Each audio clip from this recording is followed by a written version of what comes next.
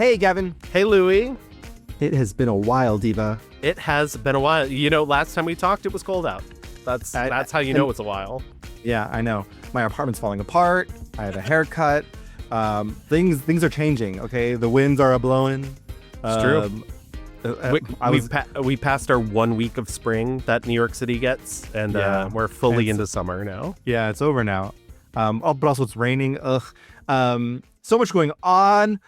We talked a little bit about this off mic, but like we have a 10 Things I Hate About You musical coming by Carly Jepsen. Oh my God. My life will be changed. That will be my entire personality. I will single-handedly keep it open. I hate the way that it's not out now, but most of all, I hate the way that I'm not watching it right now. I hate the way you make me laugh. I hate the way you make me cry. But most of all, I don't hate the way. Yeah. I watched it on a flight and I was like, this is a perfect flight movie. Oh, 100%. 100%. Like, I need to go back to my Letterboxd and put that movie into my top 4. I don't care. I don't care. It's like 10 Things I Hate About You and Conclave. Perfect flight movies. Perfect. I'm just like Saoirse Ronan, who's like, I'm not going to pick cool movies. I'm going to pick fun movies. And she put in like Sister Act 2 in. I was like, yes, queen. Yes. Hey everyone, welcome to the Mixed Reviews. We are a film podcast where we take a film subject such as an actor, director, or mini genre. We take an entire month. We read and watch as much as we can. We get as much information as our brains can possibly hold. And then we give all that information back to you. And then we tell you what we like and what we don't like. And my brain is so small, I can't even hold anything in there. I'm dumb baby. It's gotten even smaller since you got that haircut. Whatever. Do you think there's a kink out there for like small baby heads? Probably, right? And meaning. I'm sure. I'm sure. There's one for everything. As I was doing that bit, I was like, oh, this is like a little freaky. Like someone's gonna be too into this. I often think of that episode of 30 Rock, which probably has not aged well in any way, shape, or form, where there's the new writer who like only talks in baby talk. And then it turns out that she's like escaping an abusive relationship and pretending that she's not who she is. Like, you know, I love 30 Rock, but there's a lot of questionable content looking back now. Well, Liz is often not the hero. And I think that's what people forget. Correct. Also take a minute for Pulitzer finalist Oh Mary. Beautiful. Can you believe? It's the demon twink themselves, Cola Scola. We are living in a golden, like this season of musicals plays like incredible. I saw Dead Outlaw. Yes. And I'm seeing it next week. So I have some thoughts on that, but I'm gonna let you go see it and then we'll talk about it and have discourse. It'll be discoursing. It'll be discoursing.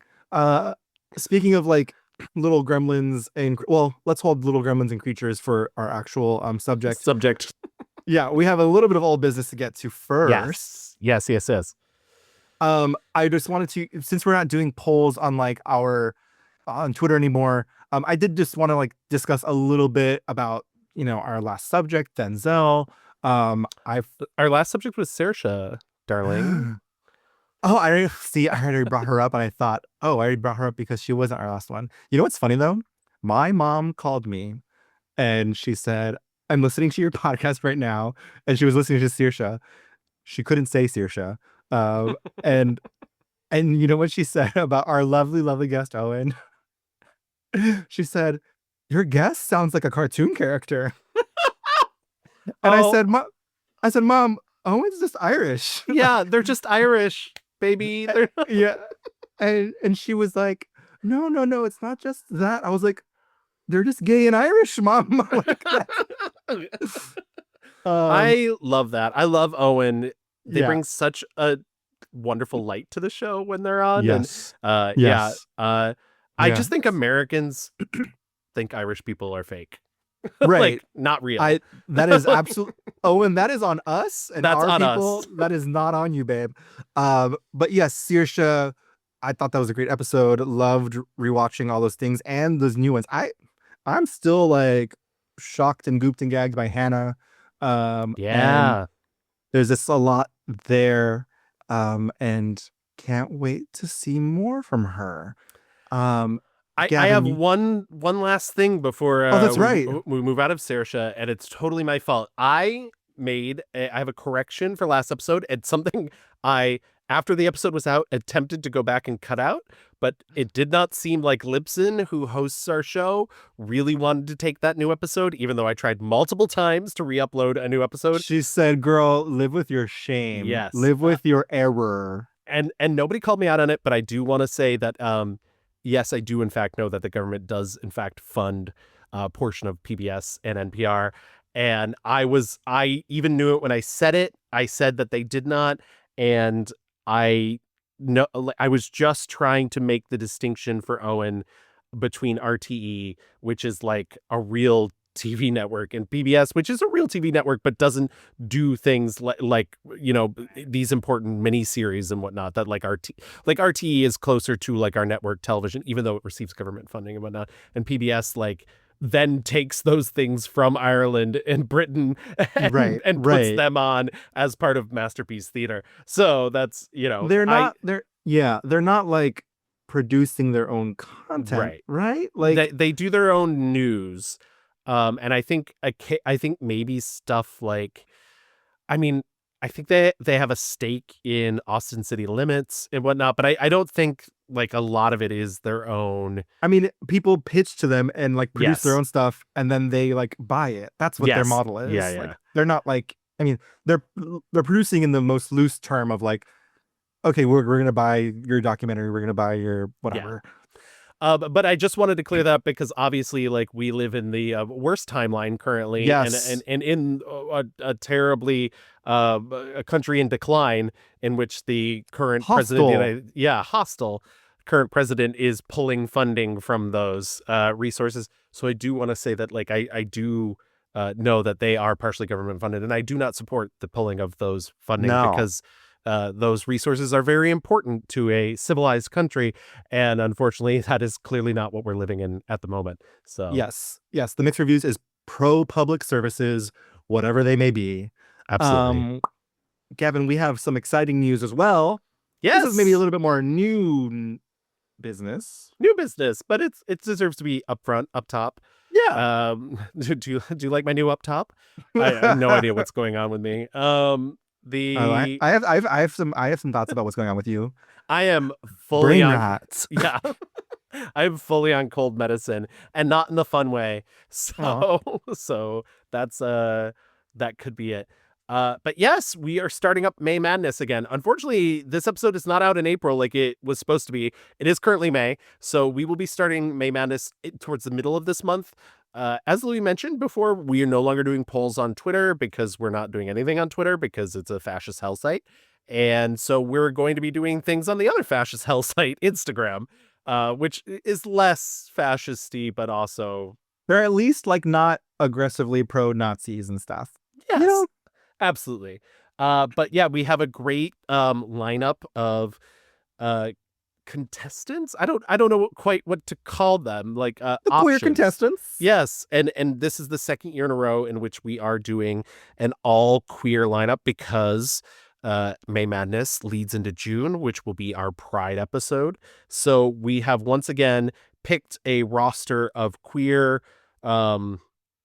actors, directors, just people in the film industry to choose from. Some of them were in last year's poll, and some others were added for this poll. So just to let people know what they can expect, starting on May 12th, I believe, which is next Monday, there will be a couple verses. We'll put them out. You can vote on Instagram. We will put it out as an Instagram post, and then later as an Instagram story. We will be tallying those votes together. And we're doing only 3 rounds this year because we're truncating it just a little bit.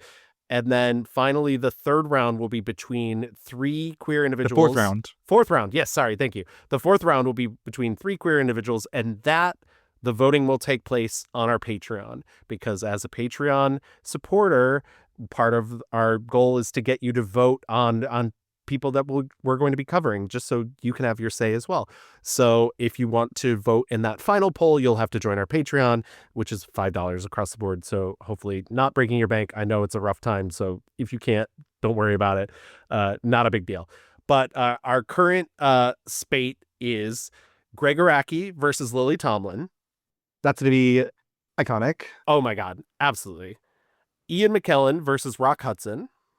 Okay, elder gaze, let me hear you make some noise. And Elliot Page versus Tessa Thompson. So These are the new girls in town, okay? Like, absolutely. And so this is going to be the way that we conduct this one. We hope that you join us. We hope that you have fun. And we honestly, I can't speak for Louis, but I have a feeling very excited to see what is going to end up as the winner. Yeah, I think I do have a soft spot for like Lily Tomlin, like because I think she's truly like a living legend. She's and also she has, the only cast member of 9 to 5 we haven't covered yet. So and we need to rectify that. No, truly anyone would be amazing. A lot of interesting movies across the board. How many X-Men movies will we watch if we get Elliot Page or Ian McKellen? Okay, there's gonna be some, X-Men United in here. Those guys, they just get like living off those X-Men residuals, I'm sure. 100%. And thank God. So okay, that's that. We will see you guys for that on Instagram. Voting starts May. We're gonna do like different rounds. So like May 12th, there will be one that goes up, and then a couple days later, another one will go up, et cetera, yada yada yada. But okay, Louis has seen the little versus screens that I've made for it, and they're fun. They're so fun. Okay, Gavin, I have a question for you. What is it, Louis? What is it? Are you more of a Willem Dafoe or a Willem Defriend? I am. Oh, I got nothing for. Wow, I am unprepared for that. My yes-anding skills. Wow, boy. flopping. Sorry, I failed out of Upright Citizen Brigade. So you Willem deflopped. I'm Willem deflopped. You're Willem deflop. I'm more Willem to neutral. Thank you very much. Willem de lawful neutral. Willem de nooch. Willem de nooch. I mean, very Stanley Tucci sounding. Oh boy, this episode, Willem Dafoe. Oh boy. Oh yes. Boy. Yes, friends, listeners, we're covering Willem Dafoe on this episode. My favorite little goblin king. Truly. I don't think we realize, like, we picked this, we're like, Willem Dafoe, he's great. Like, truly great. Like, why would we not? And I don't think we realized that it would be actually a really monumental task, which is stupid on our part. But yeah, he has something like 200 credits, and a lot of those are like bits as himself or like narration and documentaries. And we won't be covering a lot of that, but like he's just so ubiquitous when it comes to the amount of work that he does. Yeah, it's he has been Tucciing about. Yes. Like I watched, was it A Most Wanted Man? And I just like kept watching it because I was like interested in the movie, but I was like, oh, he's not really in this. Like, yeah, he's like, fifth on the call sheet. Let's just say that. But yeah, he there's a little bit of Tucci effect, but on top of that, he also, I didn't realize in the 70s and 80s and 90s perhaps, was like the #1 fucking Oscar bait go-to actor. And I was like, boy, oh boy, if I have to see one more of these boring fucking Oscar bait movies. And I think we'll get into this, but I was like, is Willem Dafoe good in this? Or is this movie just like really trying to like do something? Like, right.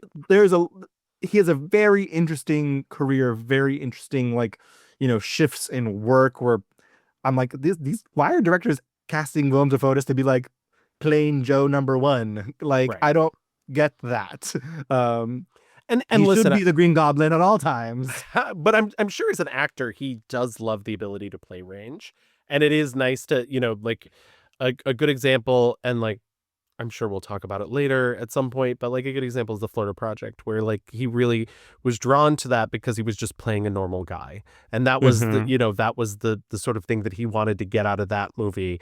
Versus obviously, like you mentioned, Green Goblin, like where he's just, or Speed 2, where it's just face, face, Yeah. face.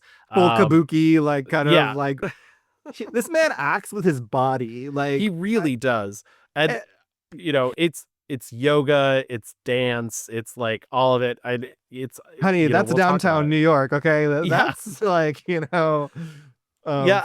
full impact. I love him talking about, and once again, we'll get to it, but like, I love him talking about his theater work and whatnot. And when he talks about his theater work, he's like, I'm not talking about like Broadway. I'm talking about like, like minor theater companies. Like he talked about how, the theater company that he helped launch, they got all these notices for one time where they did this play where they'd cast a 92-year-old woman in one of the roles and she couldn't make it every night. So they just wheeled out a TV and let her pre-recorded performance play against him. And people are like, oh my God, so avant-garde, so Yeah, new wave and cutting edge. And he was like, no, it was just necessity. It was right, guys. That's just the way it is. Is that the same theater company that Frances McDormand's in? might be. I'm not sure. Because I just realized right now. Well, she certainly is in the same milieu, Yeah. and I don't think she's as a physical as him. But and I'm also just realizing they're both in Mississippi Burning together. Yeah. Anyways, She's the she highlight of that movie. But we kind of like but we'll get to that later. But I just realized like, oh, they're kind of contemporaries in that like she plays straight everyday girlies and then also will play like really right. outrageous out there roles. So yeah, interesting to think about Willem Dafoe. Honestly, like there's a lot of that Oscar stuff I'd never seen. Like I had never seen Platoon before. I'd seen that gif of him Yeah. dying. I've seen Platoon many times and my brain was just like, when I got to that scene, I was like, oh yeah, he's the guy. He's the guy in the poster. Like Right. brain Right. just didn't. I think like the first time I clocked like, oh, that is Willem Dafoe, probably was Spider-Man. That makes sense. Because I was a lot of his movies are super adult, like Yeah. before then, and I wasn't casually as a high schooler and younger like going out to watch fucking Platoon or Mississippi Burning, like Right. um You weren't like the Last Temptation of Christ, baby. Like oh my god. like The way that I watched that, I put that movie on, not really didn't do any research. I was just like, oh, this one, it's on Amazon Prime. Let's just press play. And then like the credits are rolling, and I'm like, Martin Scorsese, yeah. David Bowie. I will. Oh my God, David Bowie, amazing. One scene just blows everything out of the water. My first Dafoe experience, I would have to say, is the aforementioned Speed 2. And I remember specifically because Speed 1 was rated R, so I couldn't see it when I was a kid until it came to video. And my parent, like I've said before on the show, my parents didn't really have like restrictions on a lot of the things. So I saw Speed a lot as a kid and I was like, oh my God, they're making a sequel, and being a dumb kid. And I remember like begging people to take me to the drive-ins to see Speed 2, and I don't think anybody did. And I think I had to see it on HBO and then was like, oh, this sucks. But who was the bad guy in Speed 1? it's Dennis Hopper. And that's why, like, listen, I don't even want to go off on a rant on Speed 2 already because it is a bad movie, so I do not want to defend it. But I think like Dafoe gets a lot of slack for the movie, or not slack, but gets like a lot of like flack. Thank you. I was looking for one of the ACK words. Yeah. He gets a lot of flack specifically for Speed 2 because he is so outrageous and over the top and just like at his most like wide-eyed. But if you look at Dennis Hopper's performance in the first Speed, he's also rafters. I was just about to say, like, they basically were like, we need the same genre Right. of guy who like crazy, maniacal, like kooky booky, and that they got him, gal. He just doesn't have as good a dialogue as Dennis Hopper has, because I still quote to this day, I'm not insane. Poor people are insane. I'm eccentric. and cut and print, babe. Okay. Willem Dafoe. I'm excited for this. Gavin, why don't we get into the rewind?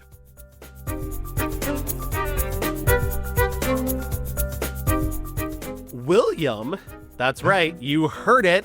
William James Willem Dafoe was born on July 22nd, 1955, which puts him at a nice 69 years old. Nice. He was born to his mother, Mariel Isabel, and his father, Dr. William Alfred Dafoe.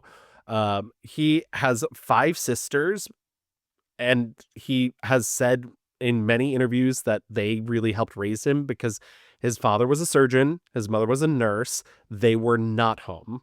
Yeah. They were working together, and he just truly did not see very much of them growing up. Your parents work together, they're gone. It's a tribe. You've got a chaotic household. You got to find your identity. My way was, I was the, believe it or not, the comedian or the prankster, Just talking real quick about the surname Dafoe. It's so funny because he went through 2 different, besides the fact that his name isn't really Willem, he went through 2 different pronunciations of Dafoe as well, because when his career originally started, he was using Dafoe and now uses Dafoe. And apparently it's a huge back and forth in his family about what the correct pronunciation is. Dafoe does not have the Hollywood glamour pizzazz.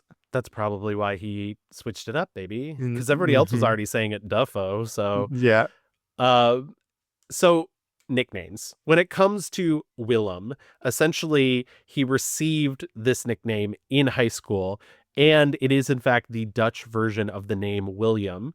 And so he started going by it, and he said at a point it just became sort of second nature to him to answer to Willem, and that Willem actually felt more like his real first name than William ever did. My father was William. I came from a big family.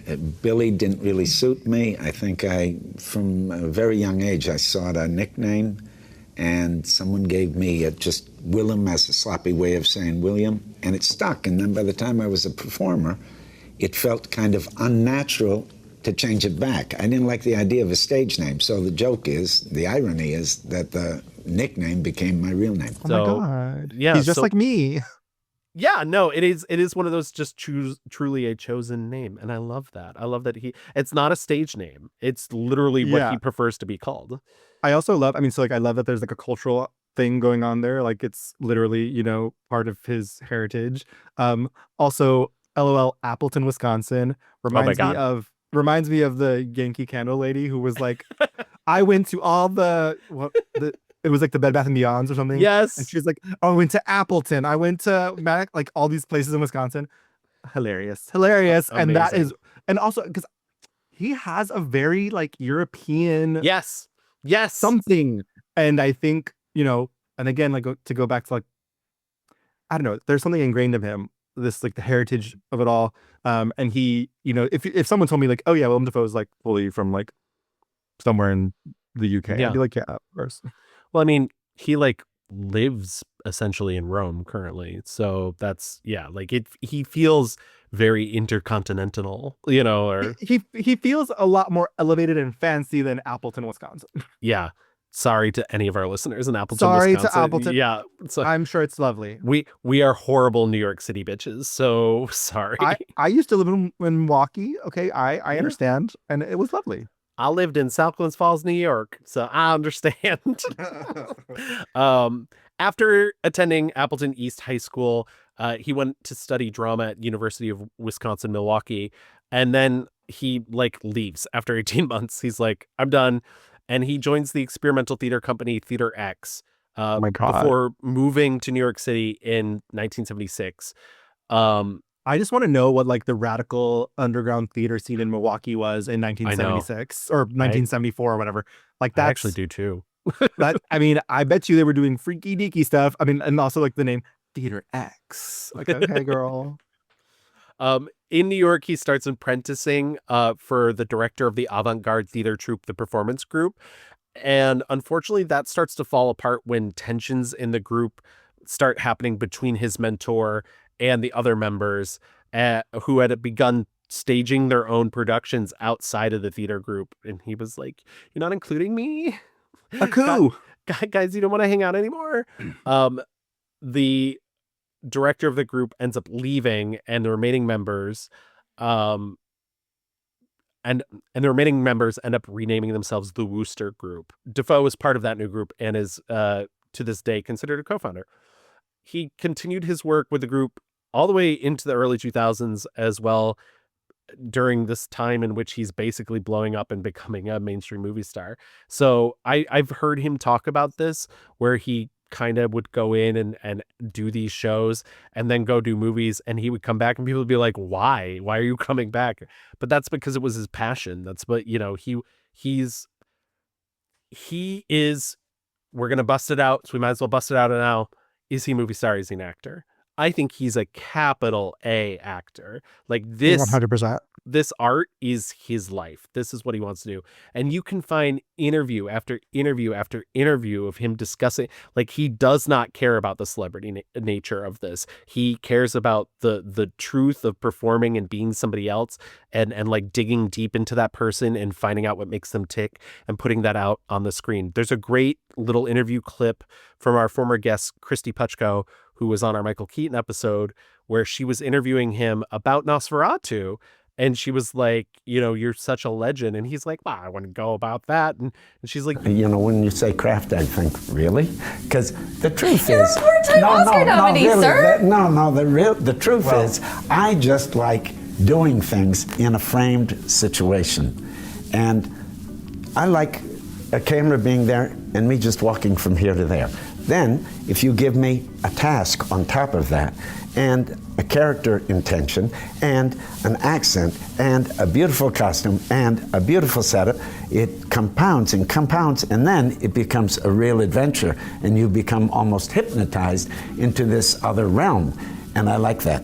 But it always goes back to, I basically like doing things. I like washing dishes, you know what I mean? This is a celebration, this is a meditation on the miracles inside your body and inside your mind that you don't even participate in. They happen without you. They're happening, and you got to get out of the way and let them do their thing. It's so interesting because you can literally just look, let's just take Spider-Man, and take him in his role as Green Goblin, and then Tobey Maguire as Spider-Man, both masked individuals at some point, both unmasked at others. It's so clear that Tobey Maguire is a celebrity, and this is not saying like he's worse, or like it's not a judgment call, but it's just like him up against someone like Willem Dafoe, where it's just so clear the motivations and like how inward they are with their work. It's just, the contrast is so clear. And even though like he's in these big blockbuster movies like Spider-Man, I think he talked about it. He was like, I wanted the mask to not move. I wanted to like give this performance. And so it's super interesting that like no matter what he does, no matter how big the movie is, he always has that inner core of like, I'm an actor. And that's this is way jumping ahead, and we'll get back to this, but like even doing the latest Spider-Man that he did with Tom Holland, the reason he did it was he said, I'll only do it if you let me like do the glider stuff. Because like that's the physical nature of it is what he's interested in. Because Gavin, I'm having a significant moment. He's a very physical actor. Yeah. Like it is informative of like there are some actors who their celebrity and star power and like comes from like being themselves. I think Jennifer Lopez is like that. There's some actors. I just brought her up because of course that's who I am. But like actors like that where it's like their celebrity and star power is like the character that they have. Whereas like someone like him where it's like he needs to like really be in the muck of it all. And you can see that in a lot of the movies that he chooses. I'll do you one better. George Clooney, who I think is a good actor, but a large part of his performance is the fact that you watch him for being George Clooney. Correct. And Willem Dafoe, you're like really watching him inhabit a space. There's also a bunch of great interview clips where he talks about his face, where he's like, I don't think about my face. I don't think about my face ever. My face does its own thing. And if you think about your face, you're going to shoot yourself in the foot because I don't work my face. My face is an extension of my body and my body does its thing. And I think that's very true. And that's why you get some of those bigger moments. I keep making, for those of you watching on Patreon, you're seeing me do it. But for those of you just listening, I keep making these like hand gestures, like big eyes, but he has these like huge round orbs in his skull that just pop out of his head. And then he also has like those really expressive crow's feet around. Yeah. Like, you know, it's every wrinkle on his face. And people say this all the time, like, oh, there's stories in that face. But like, you look at someone like Willem Dafoe, and it's like, there are fucking stories in that face. And he's telling them, and he's like constantly telling them to me with those wrinkles. It's so funny. And I won't name the actor, but I just watched a trailer for, there's a rom-com that's coming out this summer by a very well-liked director. And I watched the trailer, came out like a month ago. And one of the male leads, I was like, oh, the amount of digital retouching they're doing on his face is so apparent just in the trailer. And I was like, but this is a very real job, folks. If I've not talked about it on the show before, there are people who are hired who are special effects artists who go in. A lot of times they're hired by actors themselves. It's part of their contract. Go in and I think I actually did talk about this on the Sandra Bullock episode. Their job is to like retouch an actor's face every frame of the movie to make sure that, I'm not going to say who it was, I guarantee Willem Dafoe has never had his face digitally retouched unless the part has called for it. You can cut this or bleep this. It's all right. It's funny enough, it's but you got the right. Watch that trailer again. Fucking watch that trailer again. It's like you are not, your face does not look like that anymore. I'm sorry. I guess I didn't like really, I was so uninterested in I was like, whatever. Well, because I think lets his wrinkles show a bit. He's not as young as he was, and I don't think he cares. No. Yeah. Okay, cool. Yeah. Anyway, moving on. Dafoe made his film debut as a this is a supporting role in Michael Cimino's Heaven's Gate. That is not true. He was cut and fired from Heaven's Gate. He's literally in the background. He's in like one of the cockfighting scenes, but he said, he was out there for 3 months as part of the 8-month shoot. Heaven's Gate, famous disaster. We're not here to really talk about Heaven's Gate, but essentially he was out there for 3 months for this shoot, and they hired him because they thought he could speak Dutch and he could not. Oh. And essentially he says like he laughed during a scene and Michael Cimino was like, "You're out. Like, wow. Get out of here." And a woman next to me told me a dirty joke. And I laughed. And Michael Cimino, who had his back to us at the moment, heard this, turned around, and said, "Willem, step out." And everybody was like, ugh. And I laughed, and I went to my hotel. I said, "What's going on?" And they said, "Just go to your hotel." And that was it. You're kidding. Good start. So that was like his failed, and like, so he was like, film acting is not for me. I'm not doing it. I'm going back to the theater. Goes back to theater and ends up in a play that Catherine Bigelow, film director extraordinaire, who has not made her first film yet, sees him in and was like, "Oh my God, I need this person to be the lead in my movie." So she casts him in The Loveless in 1982. That film comes out, and it is a film co-directed by Catherine Bigelow and Monty Montgomery. I believe they also co-wrote it. It's a very Motorcycle Club. It's very The Wild One, Marlon Brando. And yeah, did you see the Wild One? Did you see The Loveless? I did. I was like, it's very like erotic vibes only. Like very vibes only. Cool writer. Like it is cool. It's if Grease 2 is Cool Writer, but like serious. Like it's just just vibes, and also like erotic. Like the motorcycles are erotic, all the guys are erotic to each other and to the girls, but like it's just, I was like, vibes, just vibes. And there's a lot of like tit for tat with him and the women in the movie, like a lot of like, "Oh, can you ride that?" And, "Oh, you think you're so bad, but did you even do this?" That motorcycle of yours, you really be a nobody. Yeah. A real deadbeat. So what's a bum got to do to drive this thing?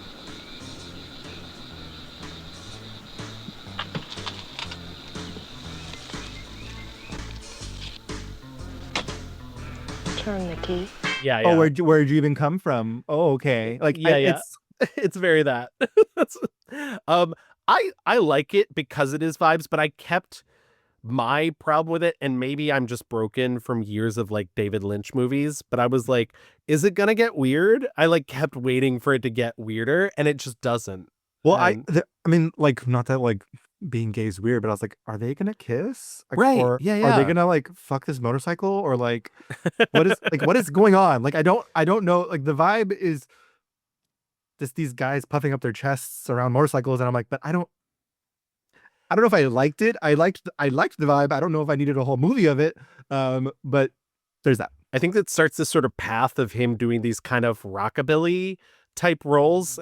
And I feel like his next budget, he's got a very small part in The Hunger, and then he does Streets of Fire, which is wild. And I really hope you got a chance to watch it, but you look like you perhaps not. I did not. Okay.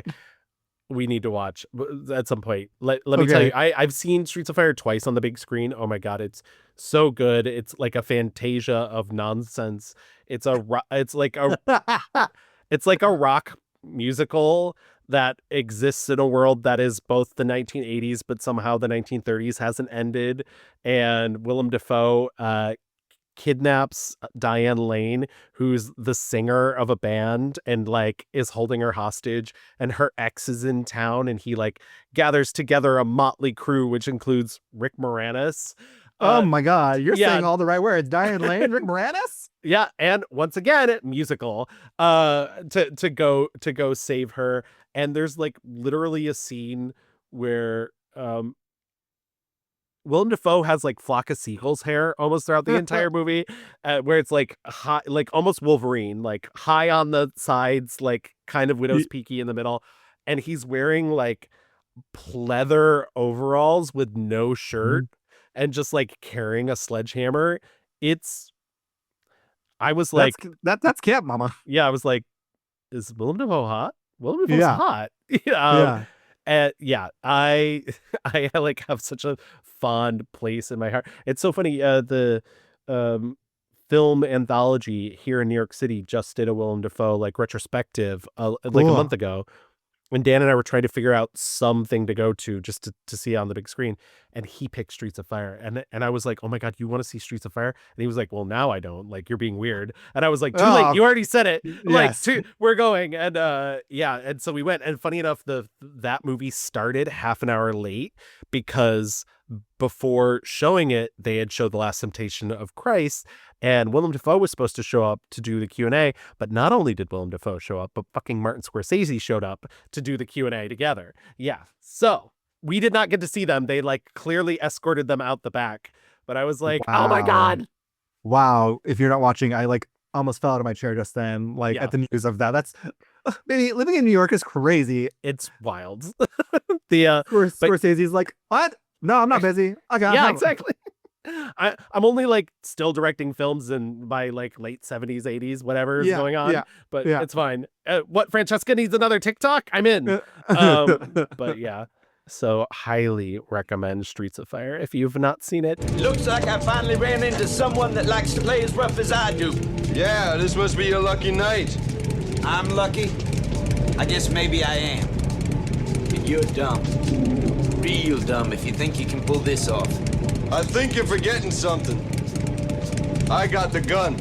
I can get guns, smart guy, lots of them. Now why don't you tell me your name? Tom Cody. Pleased to meet you. I'll be coming for her. And I'll be coming for you, too. He also does Roadhouse 66, which is a dumb comedy with Judge Reinhold that I saw. But he does get to sing in it. And you know what I love? I love when an actor sings. We do love actors singing. So but once again, it's part of that rockabilly thing. And I think he really doesn't break out of that until William Friedkin's 1985 To Live and Die in LA, where he plays a money counterfeiter and also an artist, also a psychopath, who is being hunted by William Peterson. And yeah, funny enough, I saw To Live and Die in LA with my friend Karen, who I also saw Streets of Fire with for the first time. Clearly, she's a Dafoe fan. She's Clearly. she's a She's a friend of Dafoe. Yeah, exactly. And without spoiling it, something so crazy happens in To Live and Die in LA that I've still never seen in another movie about 15 minutes before the end of the movie that I literally like turned and looked at her and just stared at her until she like acknowledged that I was staring at her because I could not believe something as crazy as that happened in this movie. I had never seen this movie before. I watched it and I was like, this movie is like so. What I realized is like, God, what are those like? Not Hot Fuzz. Like I was like, this is the like origin story of Hot Fuzz, and every movie that wishes they were like the action-packed, fun, sexy, kind of unhinged like movie. I was like, oh, this is the text, right? For all of that. But yes, the ending of this movie is so kind of like unreal or like it doesn't follow a traditional kind of narrative story. Or I mean it does, but like it's not like the traditional 3-act thing. And I absolutely dove right into, I was like straight to Google, what is the discourse on this movie? Yeah, I really like this movie. I did too, and it's great. Was not received well. Was not one of the only things to come out of it positively was Willem Dafoe. It has since been reappraised, and I think that's what you were probably finding is that a lot of people nowadays are like, "Oh my God, one of William Friedkin's masterpieces." At the time, people were like, "What is this action garbage?" That I think I did read that, but also like I love the music. Oh my is God. It's Wang Wang Chung, the whole soundtrack. Yeah, and but I was like, this is a motherfucking vibe, but like that's entertaining and like I also just kind of love the main character is not like a famous person. He's just kind of like a regular hot who like it's William Peterson who would then go on to do CSI, but I know from Michael Mann's Manhunter. So right, all those words you just said, like not a famous person, just like a normal. That was for the one straight person in our audience. Thank you. But I also, I love like the beginning of the movie is like, I was like, oh, this is so cliche, but I was like, oh, it's only cliche because they did it first and everyone else did it afterwards, where it's like the partner who's like, I'm about to retire in 3 days. I was like, well, he's going to die. Of course he's going to die. Yeah. Red flags just popping up behind him. Like, yeah. But I love this movie. I think Willem's really good. And but again, he also like is going on this like path of like, he's a fucking villain. Like he's just there's the rockabilly kind of angle that he's into, but also like people are like really just casting him as fucking villains all the time because he's got that very maniacal face. He truly does. And I think he gives off that vibe, which is so funny because it's not like he is a physically imposing figure because he is so trim, but it is that like aura of like, oh, what the fuck is this guy gonna do at any moment? He's got Slender Man like energy. Like that guy has some troubled thoughts. His next big hit comes in 1986 with Oliver Stone's Platoon, which we mentioned before. Platoon is a Vietnam story. Oliver Stone himself had been in Vietnam. He really wanted to tell like authentic Vietnam tales about how awful that war was.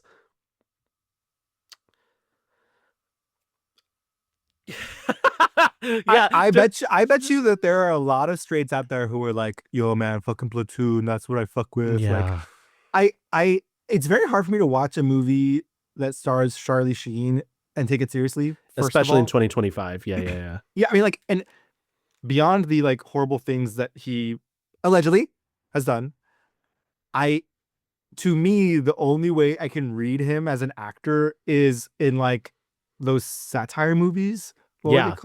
Hot Shots and Hot Shots Part D. Correct. Like everything. That's how I read him as. And like I didn't watch this, but like the 2.5 Men of it all. Like, yes, He and so when this movie started and he was like, "Grandma, it's hell over here," I was like, "Is he joking?" Like, there's just a disconnect. And I will say though, like on top of that, the vibe of this movie, even I can tell it wants to be serious so badly.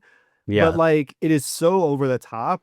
I mean, and that famous meme gif of Willem dying is kind of like proof of that. Like he was And even like the bad guy who like allegedly kills him, or Yeah, Tom Berenger's character. he's so over the top also. And it's Yeah. the movie. I think I wrote on my letterbox, this is toxic masculinity as a movie. Like it just is. Right. Well, here's my thing. I very much understand why it is considered classic, because I do think that there is, especially at the time, no one was talking about how bad, Critiquing it. Yes. and especially like how bad it was for when, which we'll get to with another Oliver Stone Vietnam film, but like how bad it was for people who fought in that war when they came back as well too. Like it was sort of a movie created to dispel the American myth of like we are always doing the right thing. Yeah. And I think where the movie kind of is flawed is that's not really the message that comes across. The message is like there are fucked up people in the world, and like they do fucked up like the badness of Vietnam is like kind of the background of that movie, and it becomes this story about like these awful people specifically doing awful things. And I know that the implication there is like, well, if this one person's getting away with it, there's so many more people who are getting away with it too. But that's not really what the movie feels like it's positing. It feels like you're just watching one bad person instead of a systematic bad. Yeah, I don't think the critique is like sharp enough, because in the end, like my takeaway was like, even though I was like, I could tell that he was trying to go for this critique, takedown, whatever. What I went away with was like him talking about, if you are ruthless enough, you can get through anything. If you don't care about fellow man, if you don't care about anything but yourself, you can survive, diva. Right. And it kind of like hollows out the movie for me. Yeah, I get that. I will say, just on a technical standpoint, Willem has mentioned many times in many interviews that you can watch him. So he had the detonator on him for his squibs as he's running through the jungle, and so they really didn't have a lot of time to take it more than multiple takes.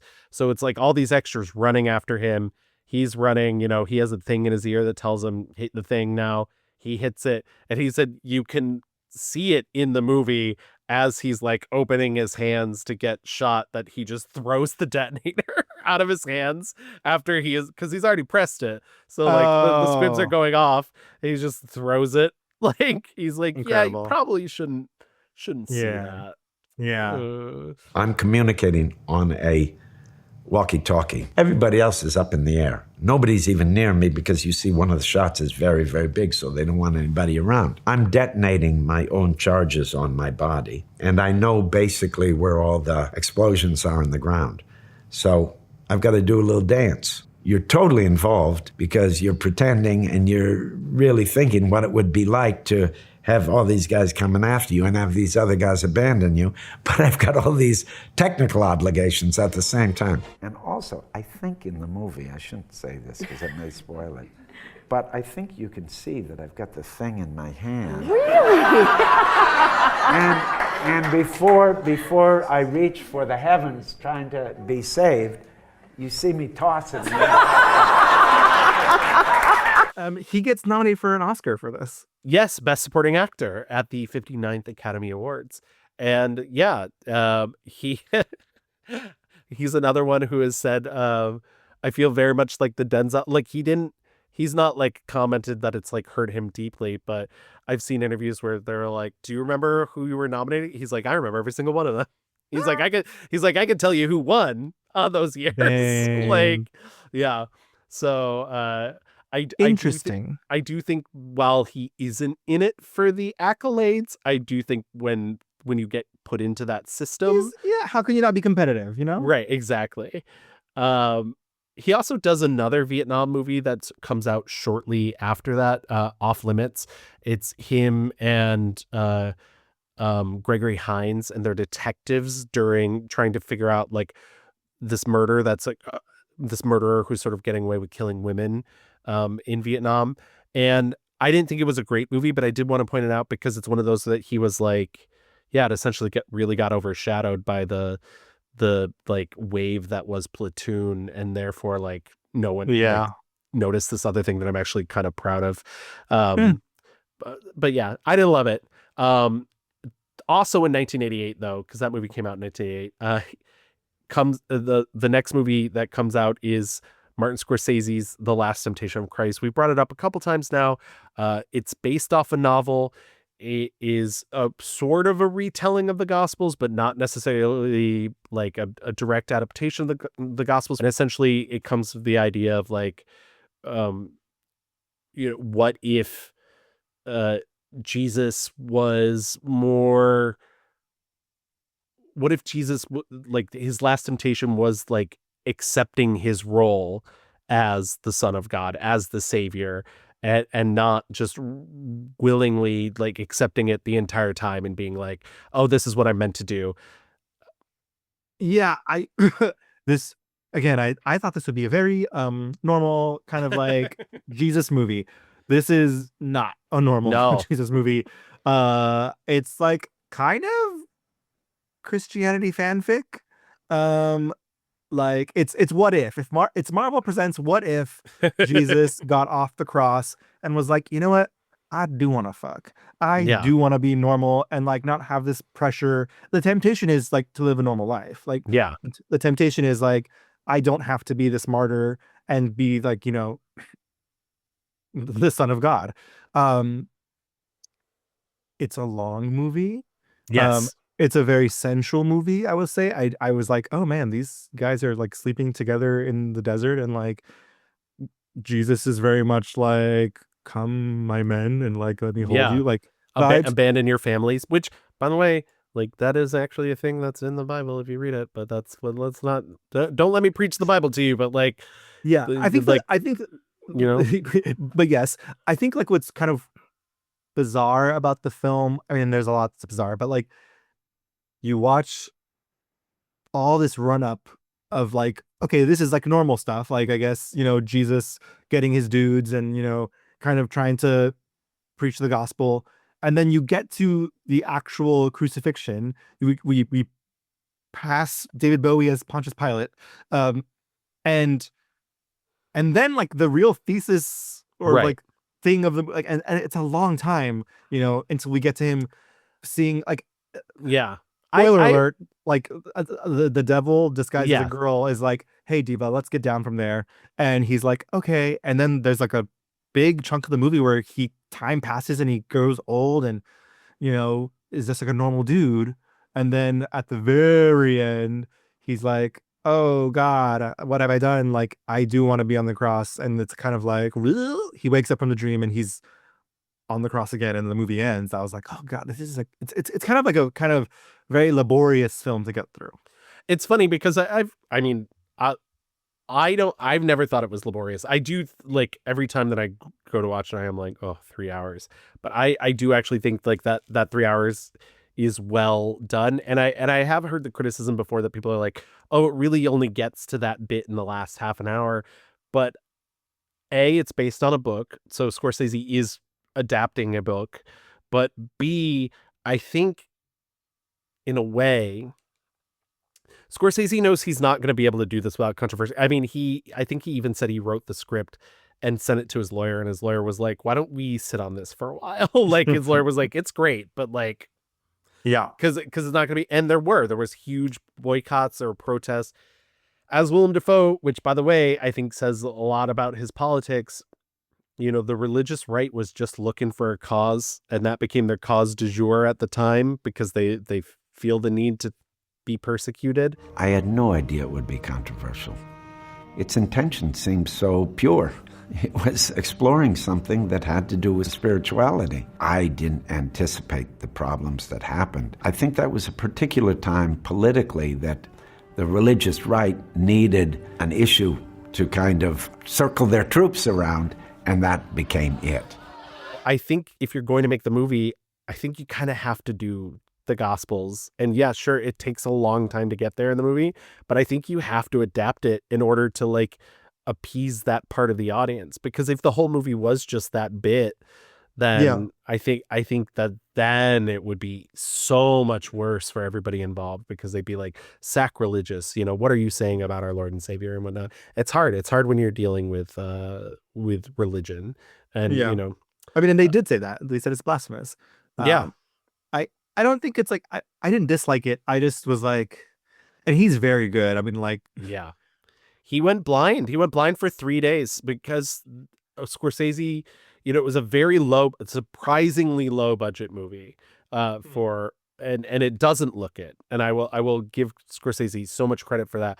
But he wanted Dafoe to have an otherworldly look about him. And so the concept they came up with is that his pupils would always be dilated. So they were constantly dropping eye drops in his eyes, and he lost his sight for 3 days. crazy. Oh my God. Yeah. Would Sydney Sweeney do that? Yeah. Huh? What is the name of that nun horror movie that she did? The Immaculate. It's not very yeah. immaculate of her. Now why is she in it? Yeah, now she's sitting at home. I know. Also in 1988, because he's a busy bee, he does not want to be outdone. He does Mississippi Burning, which is another film we've also mentioned. Mississippi Burning is very, very, very, very, very, very, very loosely based on a real incident that happened in which three civil rights workers, 2 white, 1 black, were rounded up by the KKK and killed in Mississippi, and they sent the FBI to investigate. I don't even think it was in Mississippi. I think it was in Pennsylvania. It's in Pennsylvania? I want to in fictional Jessup County, Mississippi during the Civil Rights Movement. Yeah, I think because I did like read up a little bit. The real case was in Pennsylvania. The real case, the real guys were in Okay, Pennsylvania. sorry. I was confused as well. Sorry, yeah, you're right. No, you are right. You are correct. In the movie, it takes place in Mississippi, which is why it's very fictional. Which is, go ahead. No, yeah. I don't have a ton to say about this movie. I think there's good performances, and I think Gene Hackman's very good in this movie. I think Willem Dafoe is very good in this movie.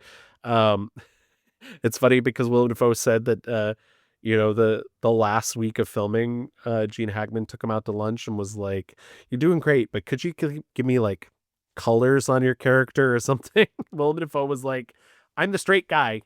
I'm giving you what, like, that's not what I'm doing. You're here for that." As you mentioned, Frances McDormand is in this movie. I think she's the true good. highlight of it. Yeah. She does so much with so little. It's incredible. Yes. Yeah, absolutely. But like, I think in the end, it's like, to me, I was watching this, and not to bring up Scorsese again, but I was like, this is the bad version of Killers of the Flower Moon.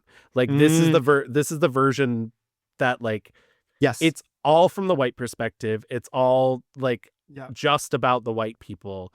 And it is one of those movies where, like, we're going to teach you about racism, other whites, and we're just going to do it solely through white people. And it's like, okay. Yeah, I think this movie probably had very good intentions, but like watching it, I was like, what? Because like Gene Hackman is like, what flower is this, y'all? And like the black people magically start talking to him. I was like, what the fuck is going on here? I even wonder about, because they were found, like this thing happened in Pennsylvania, but they were like, we can't sell that. What we can sell is Mississippi, like burning. Like it just feels, even though they probably had like the right intentions, they were like, we need to make this as neatly packaged a product that people could understand. And it's just icky. It's icky and gross. And like Let's get something straight, all right? This whole thing was fucked up. The moment we turned it into a show for the newsman. The moment those 3 kids disappeared, it was news. The moment the 3 civil rights workers disappeared, it was news. To me, they're just kids. They're still missing. What's missing is the 15 minutes Pell said he was with his wife. Okay. Yeah, it's certainly not my favorite. He also has a big year in 1989. He does Triumph of the Spirit, in which he plays a Jewish Greek boxer in a concentration camp. That movie was roof stuff. Talk about fucking Oscar bait. I was like, okay. Yeah. He also reteamed with Oliver Stone for the Vietnam biographical war drama Born on the 4th of July, starring Tom Cruise. Dafoe plays a paraplegic, wheelchair bound Vietnam veteran who befriends the film subject Ron Kovac, played by Tom Cruise, who is also another paraplegic. Willem Dafoe doesn't come into this movie until I want to say like 2/3 of the movie are over. And let me tell you, he is a bright spot in that movie. I don't know if you watched this at all. Nope. Okay. The thing that's I saw this movie at least twice when I was a kid, of all things. I think my parents were just like Really into very- Vietnam. Yeah, well, they or just like kind of like our country's fucked up, like do what you will with it. Yeah. But also kind of like we're working all the time, so entertain yourself.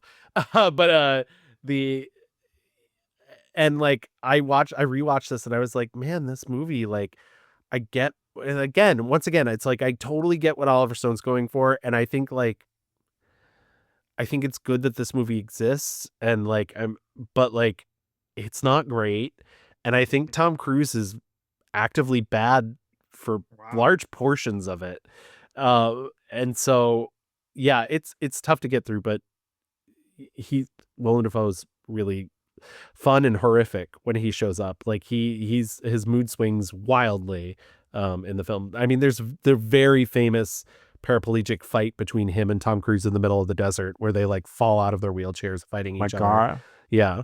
Can I ask you, I think I realized this while we were talking, from kind of the jump, he started working with a lot of auteurs. Like it's kind of like, wild that we're still like in the first decade of his, career, and he's already worked with Scorsese, Oliver Stone, Friedkin. Like it's just kind of like, I mean, even, his first fucking movie, Catherine with Bigelow. like it's, it kind of I like mean, even Walter Hill, Streets of Fire, which is like he's kind of a minor auteur when you think about it, but like all of his films like have a following and whatnot, except for The Assignment, which we've talked about twice before and hopefully never have to talk about ever again. But yeah, it's just interesting, like, it's almost like he was hatched out of this egg and like immediately put into like Oscar-y kind of like everyman, super director's actor, type of guy. And I just don't think that happens too often, like, Yeah. I mean, I truly think part of it is that he's willing to go for it. He's willing to just really do it. Like there were so many actors who passed on Last Temptation of Christ, and I think part of that is he's just willing to like really do the work and very cool with like being into it. In 1990, he does a cameo in Crybaby. It's so fucking funny. And he does David Lynch's Wild at Heart with Nicolas Cage and Laura Dern, and he is one of the highlights of that. I love Wild at Heart, but he's truly one of the highlights in that movie. Like fucked up teeth, the whole like there's famously the scene where him and Nicolas Cage are in the stocking caps and his face is just mushed into it like nightmare fuel. Yeah, I saw that movie at drive-in during the pandemic. Oh, nice. Here in New York City. Yeah, fun. Wild at Heart. Those are dummies. Dummy. Okay. Why don't you step up here, hotshot? I'll slap that smile right off your face. He also has like a pencil mustache in that movie, and I guess that comes from the fact that he had just worked with John Waters on Crybaby. He's like, hold on, I have an idea. Yeah, I got one for you, David Lynch. And David Lynch, I've heard, is very amenable when you do that for his films. You're like, oh, okay. But yeah, it's one of those things where it's like he's trying to move out of villain territory, but he still keeps getting cast in these. I was just about to say, like, going into the 90s now, though, I think the era of Oscar baity stuff kind of like is petering out, and now he's doing like the TBS TNT dad movies. Yes, which I'm gonna be honest, like I didn't watch a lot from this era. I have seen some of these from like our past episodes. But I was like, oh, he's just like a cop. Oh, he's just like, right. Like, and it's a great example of that is one of the next movies, White Sands, where he's like a person One that I did watch. Yeah, and I was like, okay. yeah, caught up in. I love New Mexico. that's what I will say about White Sands. It's actually not sand. It's gypsum. I was like, what? Oh my god! And fucking what's his Mickey Rourke, who we've now had to deal with in Rourke. actual news. I know. Maura Tierney, who's like barely. Yes. I was like, what is going? That movie kind of was like wild to me. I was like, they're trying to do the double backhand spring twist, round off back, and I was like, girls, make a coherent movie. How about that? And I'll admit, I didn't hate it, but I didn't think it was great. I will say, any time that you get to see him and Samuel L. Jackson together, so good. Oh my god, just watching two people eat the set. Back and forth. Samuel Jackson, another goblin actor. Yes, absolutely. With eyes that will pop when they need to. Yeah. And in the same year, which is 1992, I believe, he also is in Paul Schrader's Light Sleeper, which is his first film with Paul Schrader. I believe he goes on to do 4 or 5, which is funny because he's also about to enter the Abel Ferrara era, which I think he does 4 or 5 Abel Ferrara movies as well too. And I think your tolerance for Paul Schrader or Abel Ferrara will vary depending on how you feel about their work, especially now that Paul Schrader is just going through his own really shitty Me Too thing, which, by the way, boo. Boo. Reading that, I was like, fucking heartbreaking, man. Come on. Don't be shitty. Just don't. It's not that hard. Gavin's take, guys, don't. Guys, don't. Babe, no. Yeah. No, babe, no. But yeah, Light Sleeper is so fucking good. Oh my god. Yeah. Fuck. I know you're gonna have to take my word on that because he plays a high-priced drug dealer who runs his drug ring with it's him and Susan Sarandon, and I cannot remember the name of the third actor, and I'm so sorry to this man. But he's playing a homosexual, not Willem Dafoe, the other man, yeah, because there's clearly tension between Susan Sarandon. Dana Delaney, yeah, Dana Delaney plays Willem Dafoe's ex, and she wants nothing to do with him because they used to get high together, and the thing is Willem Dafoe doesn't sample any of his stuff anymore. He just stays out of it, but it's one of those things where she's like, please don't come into my life, you will ruin it. And at the same time, there's a bunch of weird deaths occurring around them, and there's another high-priced drug dealer named Tisk Bruges who's played by Victor Garber in basically dressed as Mike Myers from the Sprockets sketches from Incredible. SNL. You'll still talk to me, won't you? You? Yeah. Of course I will.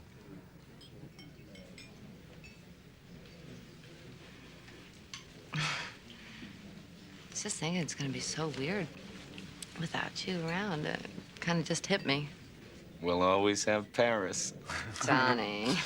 And you want me, just call.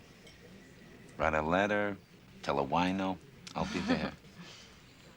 Yeah. Also, real quick, Jane Addams is in this movie, who is a complete underrated actress. I think she's very kind of monotone and therefore never got her big breakout but I love Jane Addams. Yeah, I highly recommend Light Sleeper. And also, I do want to say a couple years ago on this show, I gave my 5-star review of the year to The Card Counter. And I maybe would not have if I'd seen Light Sleeper beforehand, because they're almost essentially the same movie, except take Abu Ghraib and make it drugs. Wow. And there you go. A retraction. Yeah, but I still love The Card. I truly, really do love The Card Counter, and I love Light Sleeper. And once again, I feel complicated about both of those things because it turns out Paul Schrader is kind of a creep. Yep. Which is also not surprising. But Kevin, how do we feel about body of evidence? Oh my goodness. I remember us talking about this in our Madonna episode with friend of the pod, Trana Wintour. Hello. Yes. It's so funny. I put out the schedule for that this was coming up, and the first comment somebody was like, "You have to talk about body of evidence," and I was like, "Well, we did in our Madonna episode." Yes. But I'm more than happy to talk about it again. If you don't remember, Body of Evidence is a 1993 film in which Madonna plays a woman who kills people with her vagina. Yes. And Evil vagina. Yeah. And Willem Dafoe is her defense attorney attempting to get her off in more ways than one. Oh my God. Yeah. Famously, is it like an elevator hookup that then extends into a parking lot? There's a parking garage. Yeah, parking garage. They're in a parking garage, and she like gets on top of the car. Yes. But also, if you remember the scene where they're like at the restaurant, and like she's seducing him, like mid dinner or whatever. Look around. You want me to look around the room and tell you if there's someone here that has the same taste that I do? That's right.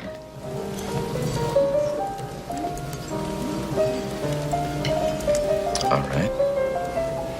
Who? I'm not going to tell you. You're not going to tell me? No, I'm not going to tell you. Why not? Because he doesn't know it yet. Yeah, I think it is funny and interesting to see like he is playing this kind of like submissive guy to Madonna, because Madonna's playing to the rafters, like, and like her whole thing is obviously like, you know, this dominant woman, sexual woman, whatever. And he's kind of like, as an acting practice, I guess, like the movie is like ridiculous and crazy, but I think it is interesting to see him play this kind of like crumpling, like willing to like kind of, you know, fall apart, a wilting flower, if you will. Yes, but like, and she is testing the boundaries of him, and he's like letting her. And it's funny because like Julianne Moore, which is funny, we did not talk about this movie really in our Julianne Moore episode, but Julianne Moore plays his wife, and she's sort of the like everything Madonna is not, except for when she gets to slap her across her face towards the end of the movie. Yes. But yeah, no, it is interesting because you're so used to him, like you're saying, like playing heavies. Yeah. That to play this kind of more demure, very mindful character, that it does stand out in his filmography. Correct. I'm like kind of speeding through just a bit, but Please do. But I do want to say that he plays John Clark in Clear and Present Danger, which was the third Jack Ryan film, and I only want to mention this because my dad loved the one John Clark novel, which I think has since been turned into a movie by Amazon, which means nobody saw it. But starring Michael B. Jordan in this character role. But the novel was called Without Remorse. And then when my dad heard Willem Dafoe was playing him in the movie, he was so excited. He loved this movie.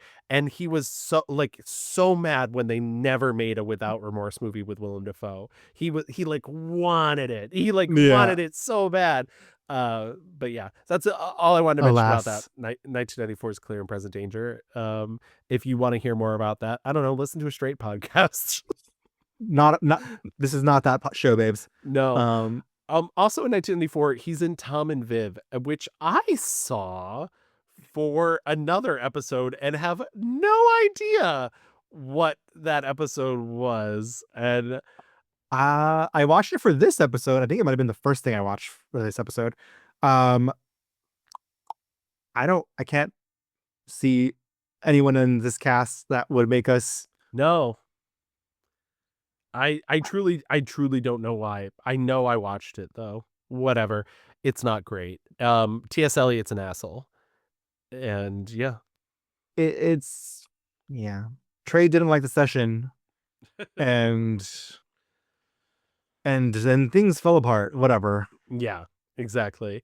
1996, he makes a cameo appearance in Basquiat, and I'm only bringing that up because that's directed by, it is directed. That's directed by Julian Schnabel, who he will return to later on in his career. And Julian Schnabel is also an auteur, even though he hasn't made that many films. Like, he makes very specific films, and I think that's why. But he also does The English Patient, which we talked about in our Ray Fiennes episode, and he's so good. And it's such a good counterpoint to the Ray Fiennes plot in that movie. And I don't know, I always forget he's in it. And then I watch the movie and I'm like, oh, he's so good. I only saw this movie for the Ray Fiennes, so I didn't have like this, kind of return feeling to it. But I remember him just because like he is in that section when Ray Fiennes is like fully like being, taken care of, or like the titular patient, if you will. Willem Dafoe's character is such a manic and like desperate, presence and all that. Yeah. To me, he like really stands out. He's like the third leg in that like triangle of people who are like fucked up. You think he's a saint because of the way he looks? I don't think he is. I'm not in love with him. I'm in love with ghosts. So is he. He's in love with ghosts. What if I told you he did this to me? How could he have? When? I'm one of his ghosts and he wouldn't even know it. I don't know what that means. Ask your saint who he is. Ask him who he's killed. But it's funny, if you think he's like in full awards baity mode, think again, because 1997, Speed 2 Cruise Control comes around. That's what I'm saying. Like Tom and Viv and and English Patient are like, okay, a little return to awards bait stuff, and we're back. Yeah, absolutely. What can be said about Speed 2 Cruise Control that's not about Willem Dafoe? I don't really know. We talked a little bit about it in our Sandra Bullock episode. I think it ended up maybe being one of our 1-star reviews.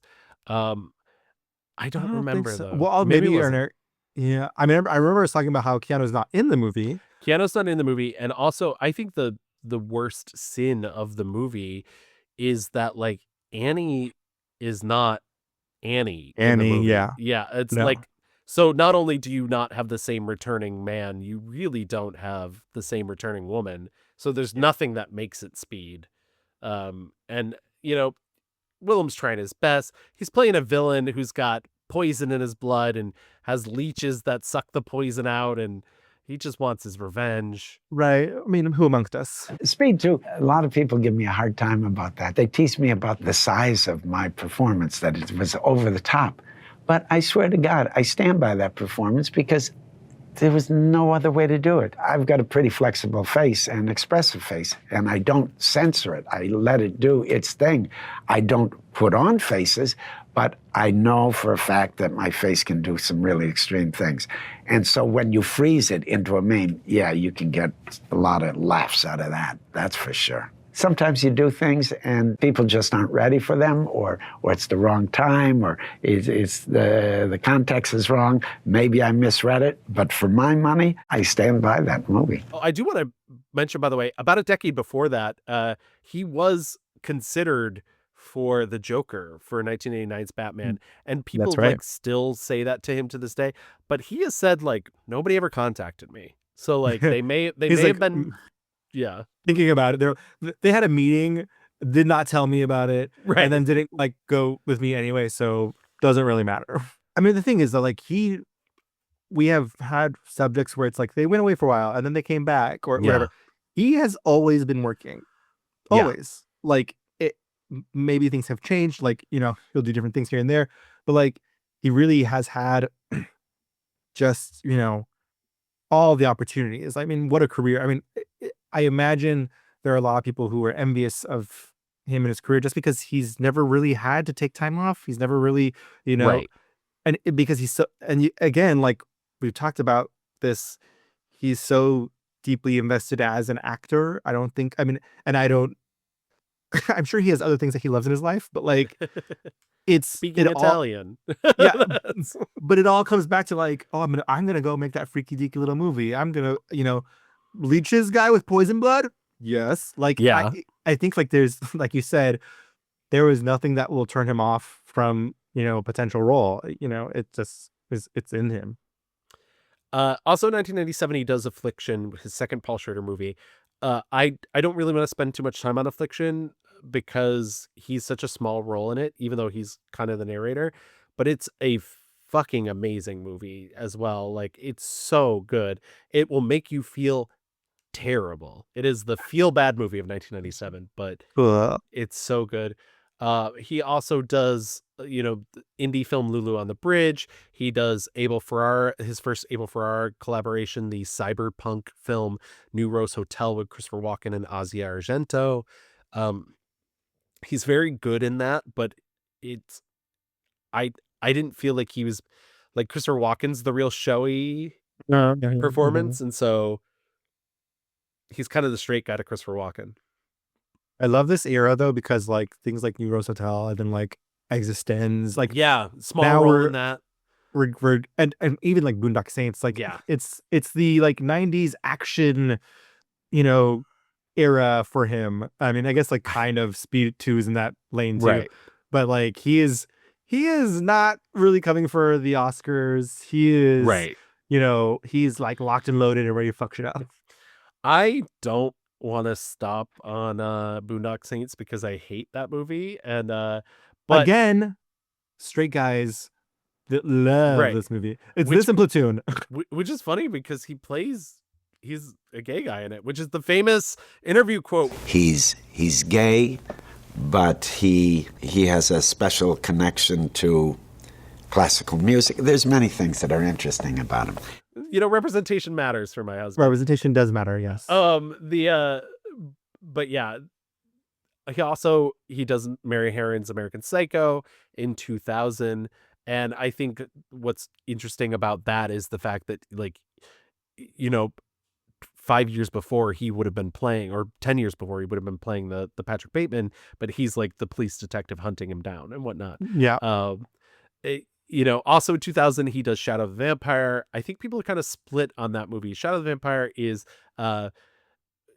Willem Dafoe's first brush with Nosferatu. It is a fictional account of the making of Nosferatu, in which F.W. Murnau, who is played by John Malkovich, hires an actual vampire to play Nosferatu during the making of the film.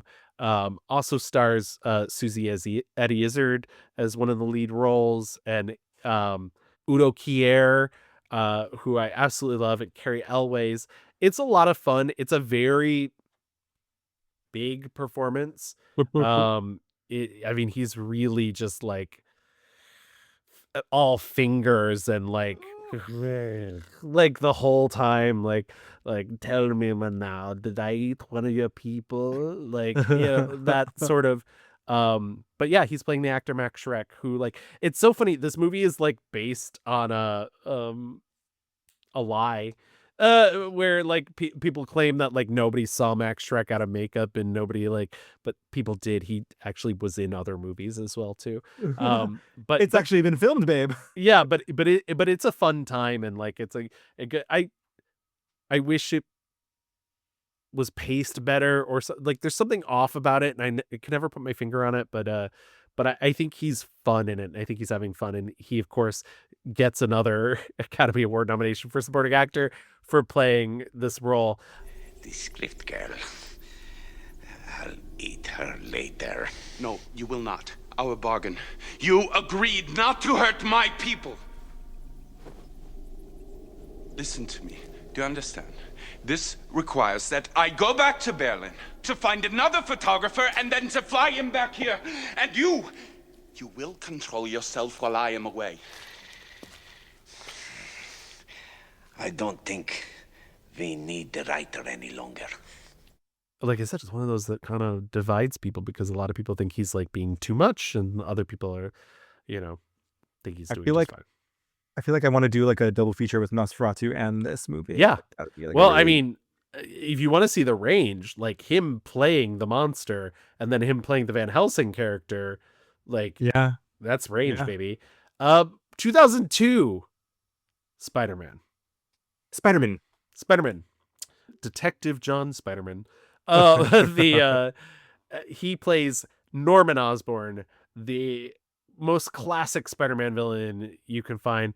Rich psychopath who has ingested a serum that has turned him into the Green Goblin, split his personality right down the middle, and he said Sam Raimi like gave him Dr. Jekyll and Mr. Hyde to read before starting the movie and whatnot. And I think this is, like you said, it's really puts him in the modern context in the minds of the modern audience. And it's such a delicious, he is eating the entire time. You know, even just those moments where like he's at Thanksgiving and he goes to get something and Aunt May slaps him on the hand and is like, Norman, do the honors, and hands him the knives to carve the turkey.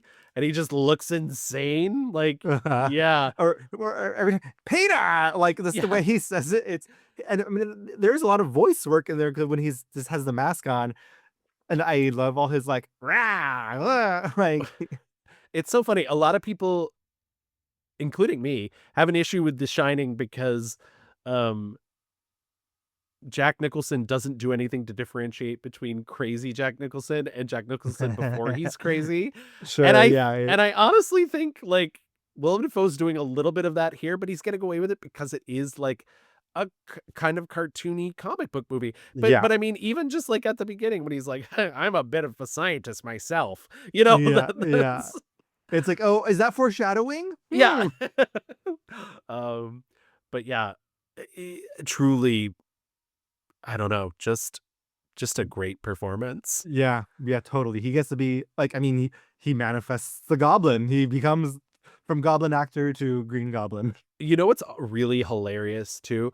Because he's supposed to be playing like a rich, like vain, he wore fake teeth for Norman Osborn, but when he plays the Goblin version of him in the mirror when he talks to himself, they took the fake teeth out just so he could have his normal kind of messed up grill, I guess. But like, I love his teeth. He's a real person. What do you want? To say what you won't, to do what you can't, to remove those in your way. The board members. You killed them. We killed them. We? Remember your little accident in the laboratory? Performance enhancers. Bingo. Me, your greatest creation.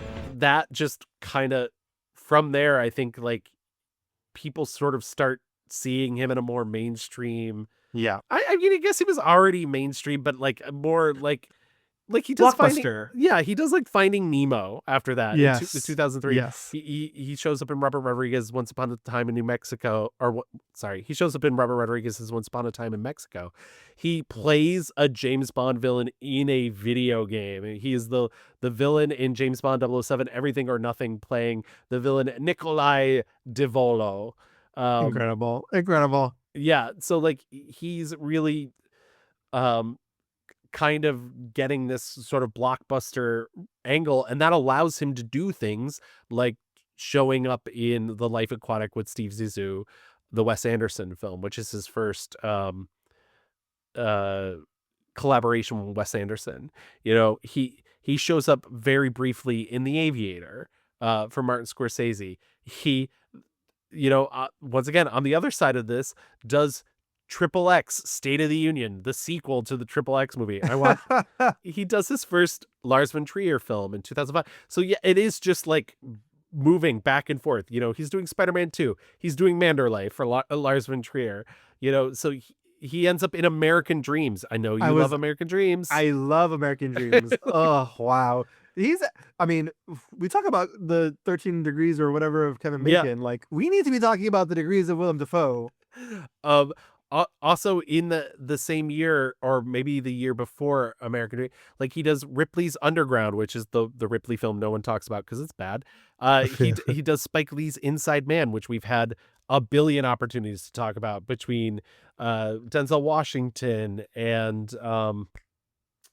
Jodie Foster, like, and Spike Lee himself. So yes, he's great in all these places he popped up. I do want to say in American Dreams, he said his character his character was described as a diminutive version of Dick Cheney with wire-rimmed glasses and a fringe of white hair, which is correct, technically. Which is correct, yes. I'm just trying to figure out a few things. If you wanted more info, sir, why did you cancel the weekly briefings? Because I'm not sure I'm getting the straight poop from them, that's all. I mean, Iran and North Korea are not just like Dr. Octopus and Magneto. You don't like cartoons? Fine, they're gone. Joe, we're trying to help here. 2007, he does Spider-Man 3, but also does Mr. Bean's Holiday. Uh-huh. I mean, just whatever, tooching about. Yeah. Yeah, he will pop up in anything. He also does Fireflies in the Garden, and in the words of that nun who died when calling out Katy Perry, Ryan Reynolds, please stop. Please stop. Please. Yeah. Back with Paul Schrader, Adam Resurrected, back with Lars von Trier, Antichrist. I did not rewatch Antichrist. I've seen it before. I like it. I know a lot of people have very complex things to say about Lars von Trier and his relationship with women. I did not watch that. I mean, it's crazy. Like I was like, in my head, I was like, you know what? I did okay this time around. As we're going, I was like, I did not do okay this time around. There are so many fucking movies. Holy shit. Well, I mean, like I said, there's 200. He does more Wes Anderson, Fantastic Mr. Fox. He does more Abel Ferrara for 44 Last Days on Earth. Dan and I watched that together. It was terrible. We were not into it at all. He does John Carter for Disney, which Disney was banking on being a huge hit. He does a LOL. Yeah, total failure. Does a motion capture performance in that movie. I actually like that movie, but we'll discuss it another time. He's also doing motion capture in video games. That's so cool. I have to say, like, it's so cool that he I mean, I know people do it a lot now in video games because they're very lucrative, but like he was doing it since 007, like in the 90s, you know, like lending his face and doing voice work for that. And like to do something like with Elliot Page and Beyond Two Souls, huge blockbuster game. Like it's just, there are a lot which of like apparently is now being turned into a movie without either of them, but that's crazy. But like, I think it speaks to him and his like not snootiness around, the gig. I think I love that he's able to find the art and the acting no matter the medium. Yeah. And yeah, it's just really fucking cool. I mean, like, it would be very easy for us to like shit on a lot of these movies that are very bad, but like I still respect that he's like, you know what, I'm gonna fucking do this like crazy weird direct to video whatever. Like he doesn't feel precious. Yeah. Which is I think for someone of his caliber, he could, and everyone would be like, "Oh, Willem won't even read the script." Like, like it's just really fucking cool. But what you're saying by us shitting on some of these independent films, you saw Odd Thomas. I don't really want to stop and talk about Odd Thomas, but it is to date Stephen Sommers' final film, unless Stephen Sommers as in The Mummy. So that makes me sad. Like that's sad, yeah. R.I.P. Anton Yelchin. Oh yeah, and that's the other thing that makes me sad about it. Excuse me. 2014, A Most Wanted Man. You mentioned it before. He's not really in a ton of it, but I think his part's really good, and I thought that movie was really good. Very good. Philip Seymour Hoffman's last movie. Yes, yeah. And they have a couple good scenes together. Not as much as you'd want them to, but like Grand Budapest Hotel, which we talked about in our Ray Fiennes episode. I think he has fun when he goes to do Wes Anderson. I don't think Wes Anderson always challenges him. Yeah. I think specifically Grand Budapest, he's just kind of like, I did not see The Fault in Our Stars. I've still not seen The Fault in Our Stars. I'm assuming you have. I have. He is not like, if you don't know, The Fault in Our Stars is about this girl who's dying from cancer, and she wants to go meet an author who wrote this book that she loves. And so her and this little liver boy, fucking guy, whatever, they decide to go to Amsterdam to meet the author because she thinks that it will somehow bring some like kind of completion to her life, or kind of she'll understand the way things are because she feels like his novel really speaks to her. And the author is played by Willem. And I think the book is very good. The film is fine. Um, Dafoe, I think here gets to play like a lower temperature than perhaps we see him a lot of times. And then he was like, "Do you want my autograph?" Yeah, yeah. Peter! Peter. 2014, he's in John Wick. There's so many people in John Wick over these years that I'd forgotten that he was in John Wick.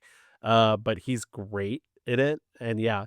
But that's once again about taking risks, because that was a movie that, I think, it's famously been talked about how like couldn't find financing and finally like Yeah. was financed, and like so it's cool that like he was willing to be like, oh hey, I'll come do this, and I'm sure he didn't get paid a ton for it, Right. Yeah, it's one of like the hot new IP properties. Like, yeah. Dog Eat Dog, which was his 6th collaboration with Paul Schrader. He did that in 2016. It's trash. He does Crazy, The Great Wall, which it's Johnny Mao's first English language movie with Matt Damon. A wild, hilarious movie. Yeah. I think he's fine in that movie, but mostly bad cast all around. 2017, The Florida Project. It's a kind of a big deal for him because he's been moving back and forth between these wild swings of like these indie films that nobody's seeing. I mean, literally the year before that, he was in a film called Sculpt, I want to say is the name. yeah. Loris Giraud's art house science fiction film Sculpt. Yeah, which was only screened for one person at a time at the Los Angeles County Museum of Art. And so like he's doing stuff like that and then doing The Great Wall. And so I think The Florida Project was, he's described it as like he wanted to do it because he's a normal person, but also I think it was a grounding force for him to kind of bring him back to like he's not having to do these kind of like Crazy because he's at the extremes of both those things, right? Like right. An art house, literally an art museum piece to like wannabe blockbuster with like Right. Matt Damon as a Chinese guy or whatever. Like he's not a Chinese guy. He is a I white know guy, he's not a but- Chinese guy. I know, but there's like Yeah. yes. But yeah, to your point, like I think the Florida Project was a very like resetting, back to basics thing for him. I know you have some thoughts on the Florida Project. Like people love this movie. People love this movie a lot. I think you don't love this movie as much as most people do. I don't. I love this movie a lot, but not for him. I'm kind of like hung up on like him in this movie. I like those fucking kids rock my world. I hate children actors, but Little Mooney, oh, it's yeah. Watching it the second time around for this, I liked it less than I think I did at first.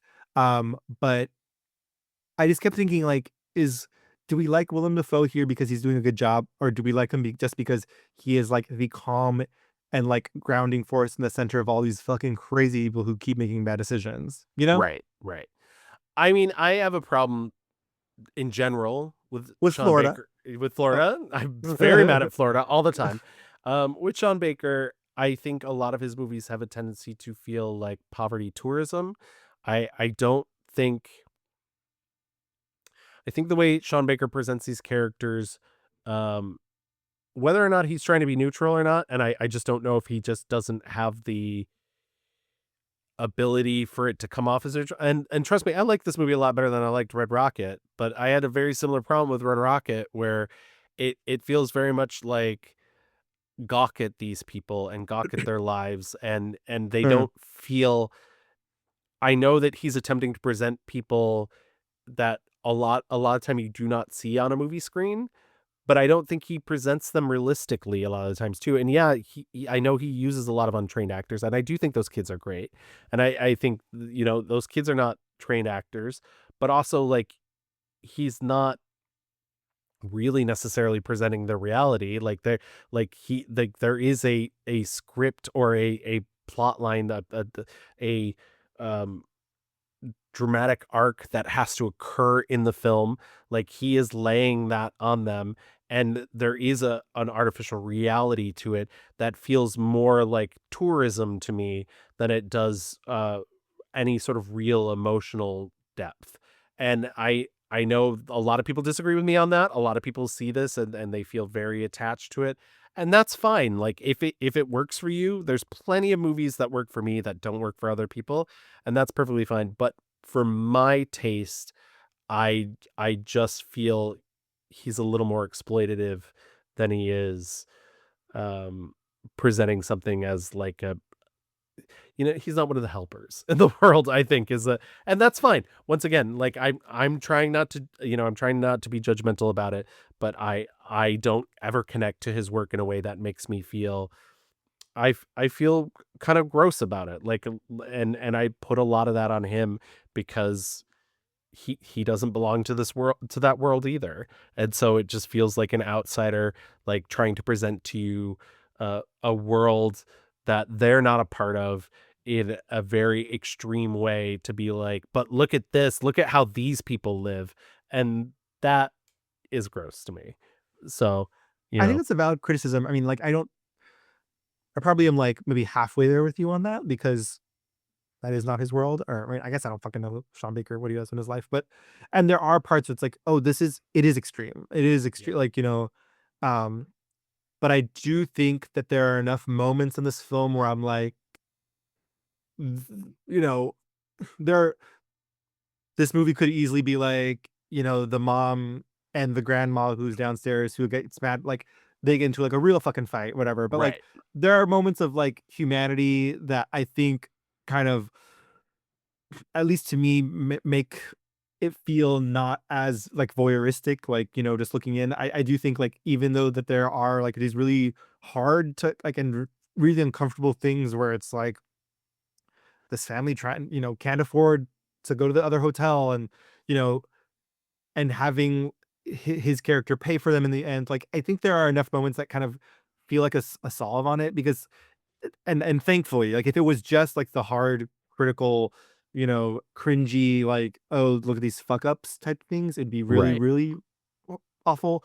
But, I keep thinking about like, the kids just like having the ice cream, and like, or when she's like, look, I took you to safari, and it's like the cows. Like, there are enough like those human moments to me that kind of balance it out. But I hear your critique, and I think it is valid. Because I mean, and that's all of his work. His work is Right. all that.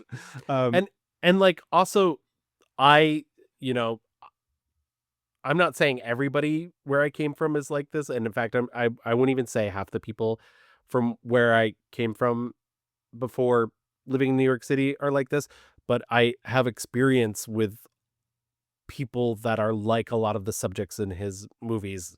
I came from very lower class origins, and it and I think like there is like maybe a little bit of a chip on my shoulder about presenting that on film in a way that feels judgmental. And so like Yeah. that could also be my own bias coming into the, so like I also don't want to be like, listen, my viewpoint is fully just the only thing, that Right. exists when it comes to these. Yeah, I think like, this movie specifically, I think succeeds in that these kids are making up their own Disney World, right? Like they're Yeah. in a fantasy magic land. Like they have to make it themselves, because they can't, they don't have access to this dream, like the real Yeah. thing. And I think And like just, and not to interrupt your train of thought, but also like the fact that dream that's being sold to them is also fake.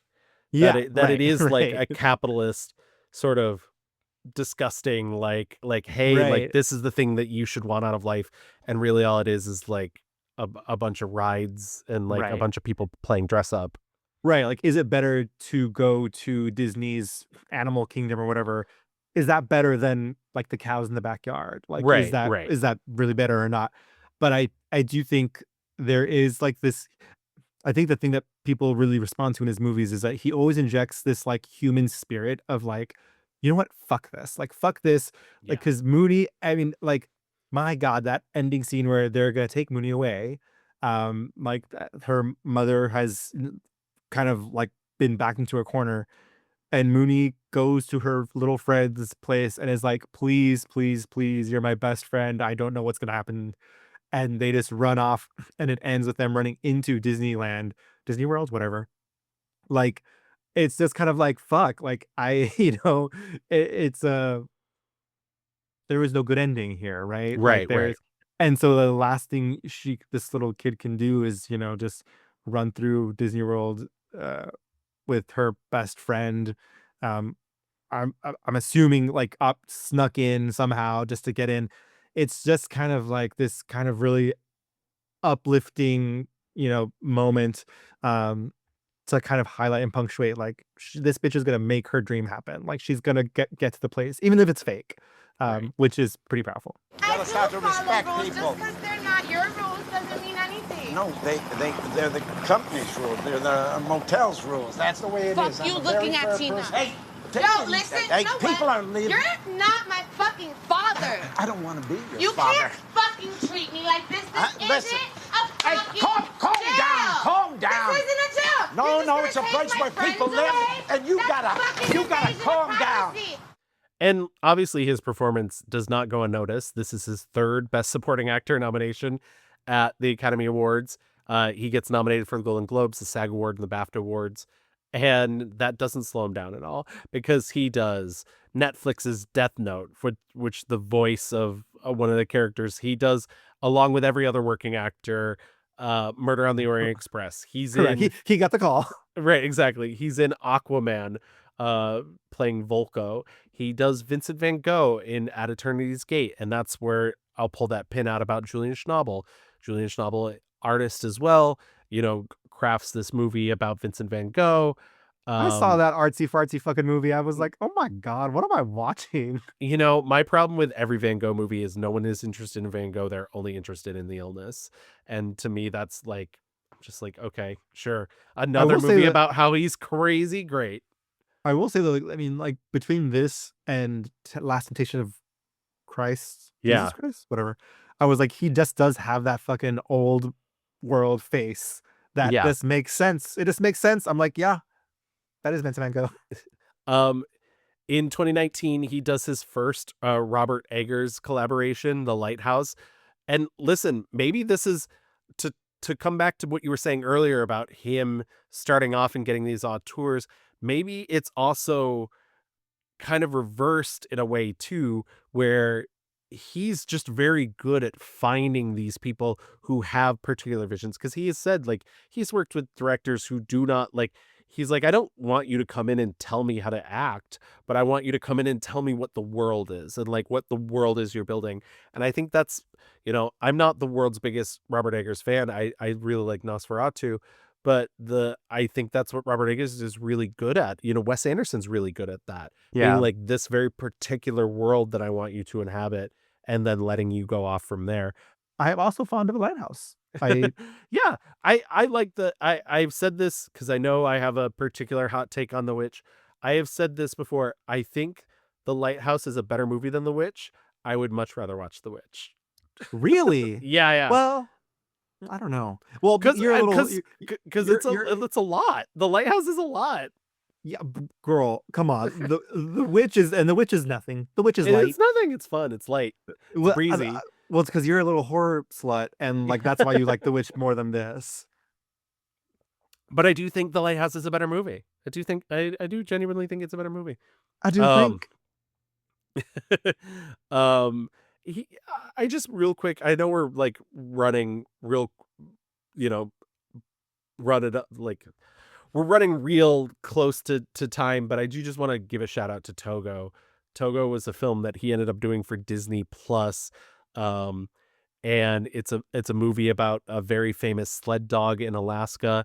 Actually, a sled dog that should be even more famous than Balto, even though Balto has a statue in it. The movie does take umbrage with the Balto statue. It gets a post-credit thing. Wow. And I was like, I'm not gonna like this fucking dog movie. I don't care about this. Cut to me like 5 minutes before the end, just like weeping about this dog movie. Also, shout out to Julianne Nicholson, who plays his wife in the movie, who is one of my absolute favorite working actresses currently, and was so shocked to see her in this movie. And it's a good little dog movie. Okay, great. Watch Togo. It'll make you cry. Okay.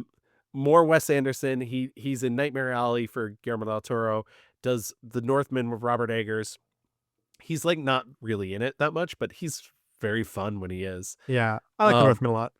Yeah, it's good. It's Norse Hamlet. Comes back for Spider-Man No Way Home, which is the third of the Tom Holland movies, and it's multiverse nonsense. I remember seeing this movie in the theaters. This was one of the first movies I think I saw after like lockdown restrictions started to ease and whatnot, and I felt comfortable going to the theater. But I remember seeing there's a scene between him and Marissa Tomei, and it's like kind of early it's still within the first act, but they're like, and my brain, this is gonna sound so mean, I was like, oh, thank God, actors. Like, thank God, people who are just gonna sit here and act for me. Yeah. And it's so good. It was nice to see him in Alfred Molina, yes, like I love Alfred Molina. Spider-Man 2 is the best of the original Spider-Man trilogy, but like, even that, he's like under the like de-aging makeup and whatnot, and that's true. Yeah, but I was so happy to see Dafoe and Tomei just acting. Thank you. Real girls. Someone's living in my house. Oscorp doesn't exist. My son. Sometimes I'm not myself. I'm someone else. And every time he's in control, I can't remember. And now I'm here in this place, Norman, in this city, and I don't know what's going on with me. I don't, doesn't make sense. He's lost. And I don't mean just in the cosmos, I mean in his mind. He does Asteroid City for Wes Anderson. He does Poor Things with Yorgos Lanthimos. I do think that like that's probably something to talk about, because it is like such a performance.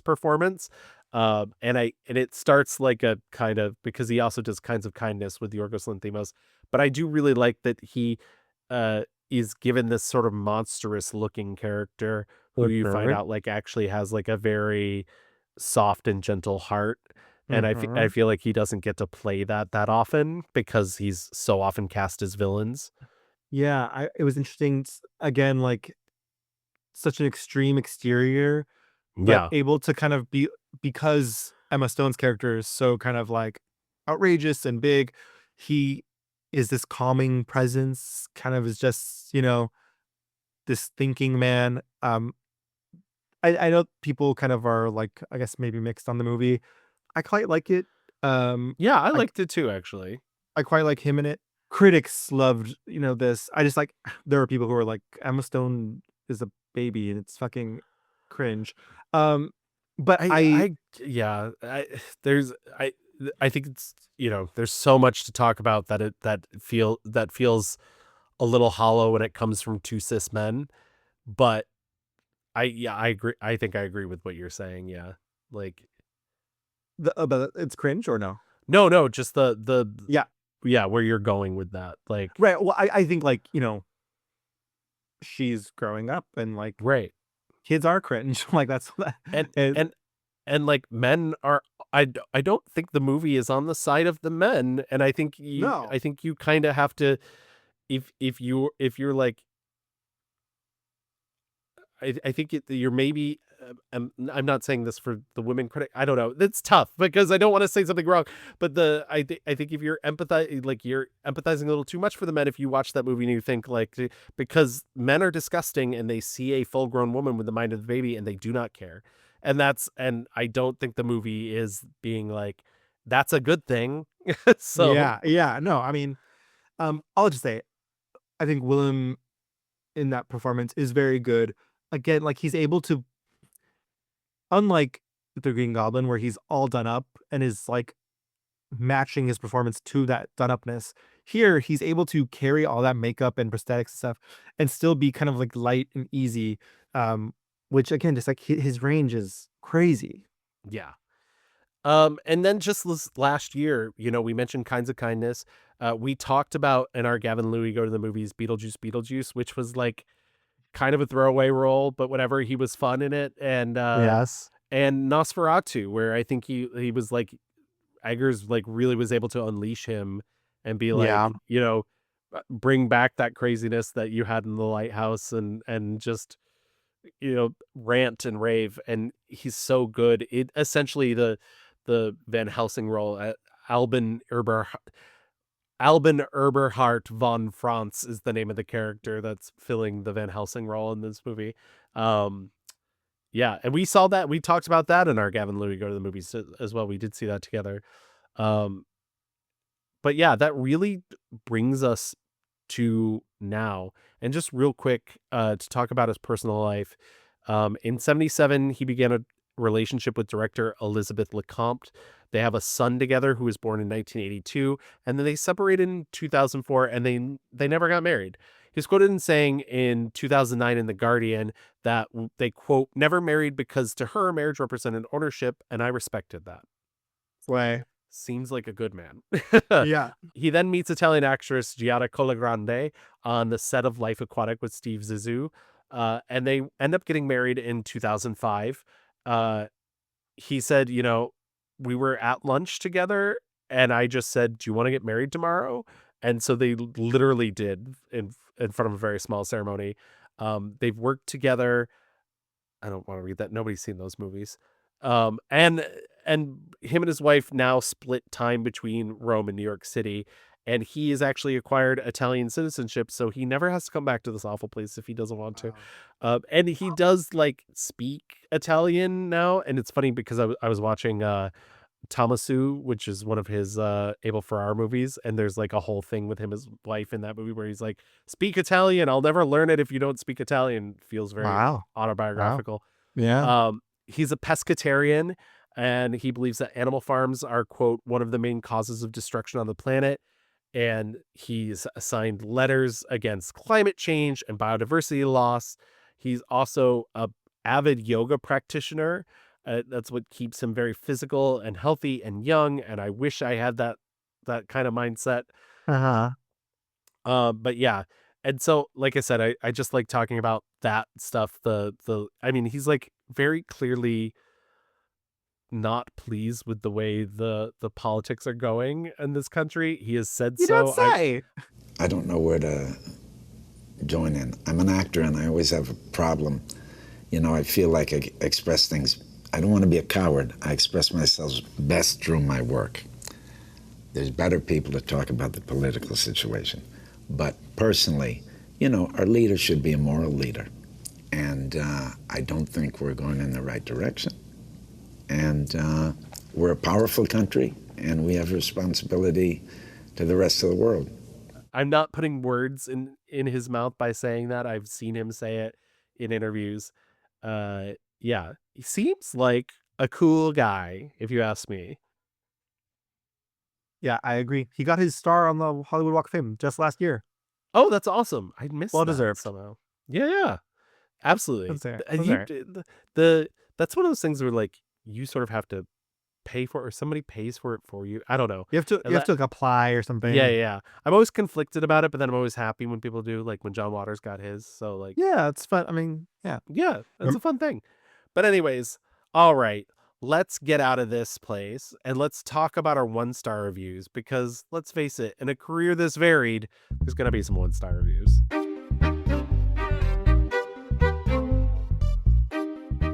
Okay, listen, there are probably so many movies that I did not watch that would maybe better qualify for this. I was following along on the filmography while you were talking. We didn't mention something called Bad Country, which I'm sure is horrendous. Yeah, I have no idea what that is. I always was one click away from watching Daybreakers. Oh, I did rewatch Daybreakers, which is a movie I didn't like the first time. So yeah. and I never did, but again, like I was like, oh, there are some things here that like just are giving me like stink, stank, stunk energy and vibes. But I've said it before. I don't go into this looking for my 1-star review. Like it always just kind of finds me. Yeah. And with that being said, for me, the 1-star review is 1994's Tom and Viv. I so this movie, it's a historical drama, very like Oscar baity, based on a play by Michael Hastings, directed by Brian Gilbert. He is playing another old guy from the past, T.S. Eliot, famous poet. I The think writer of the director. musical Cats. I'm Hello, ever heard joking. of it? Yeah, I'm joking, but it is based off of T.S. Eliot. No, regardless, whatever. Keep Yes. talking. It is the story. I I don't know what this point of this movie is. It's not really like a biopic about him. It is about him and his first wife, Vivienne. They are horny for each other at the beginning, and her brother is always like, what do you mean you're getting married? She's fine, right? She's totally fine.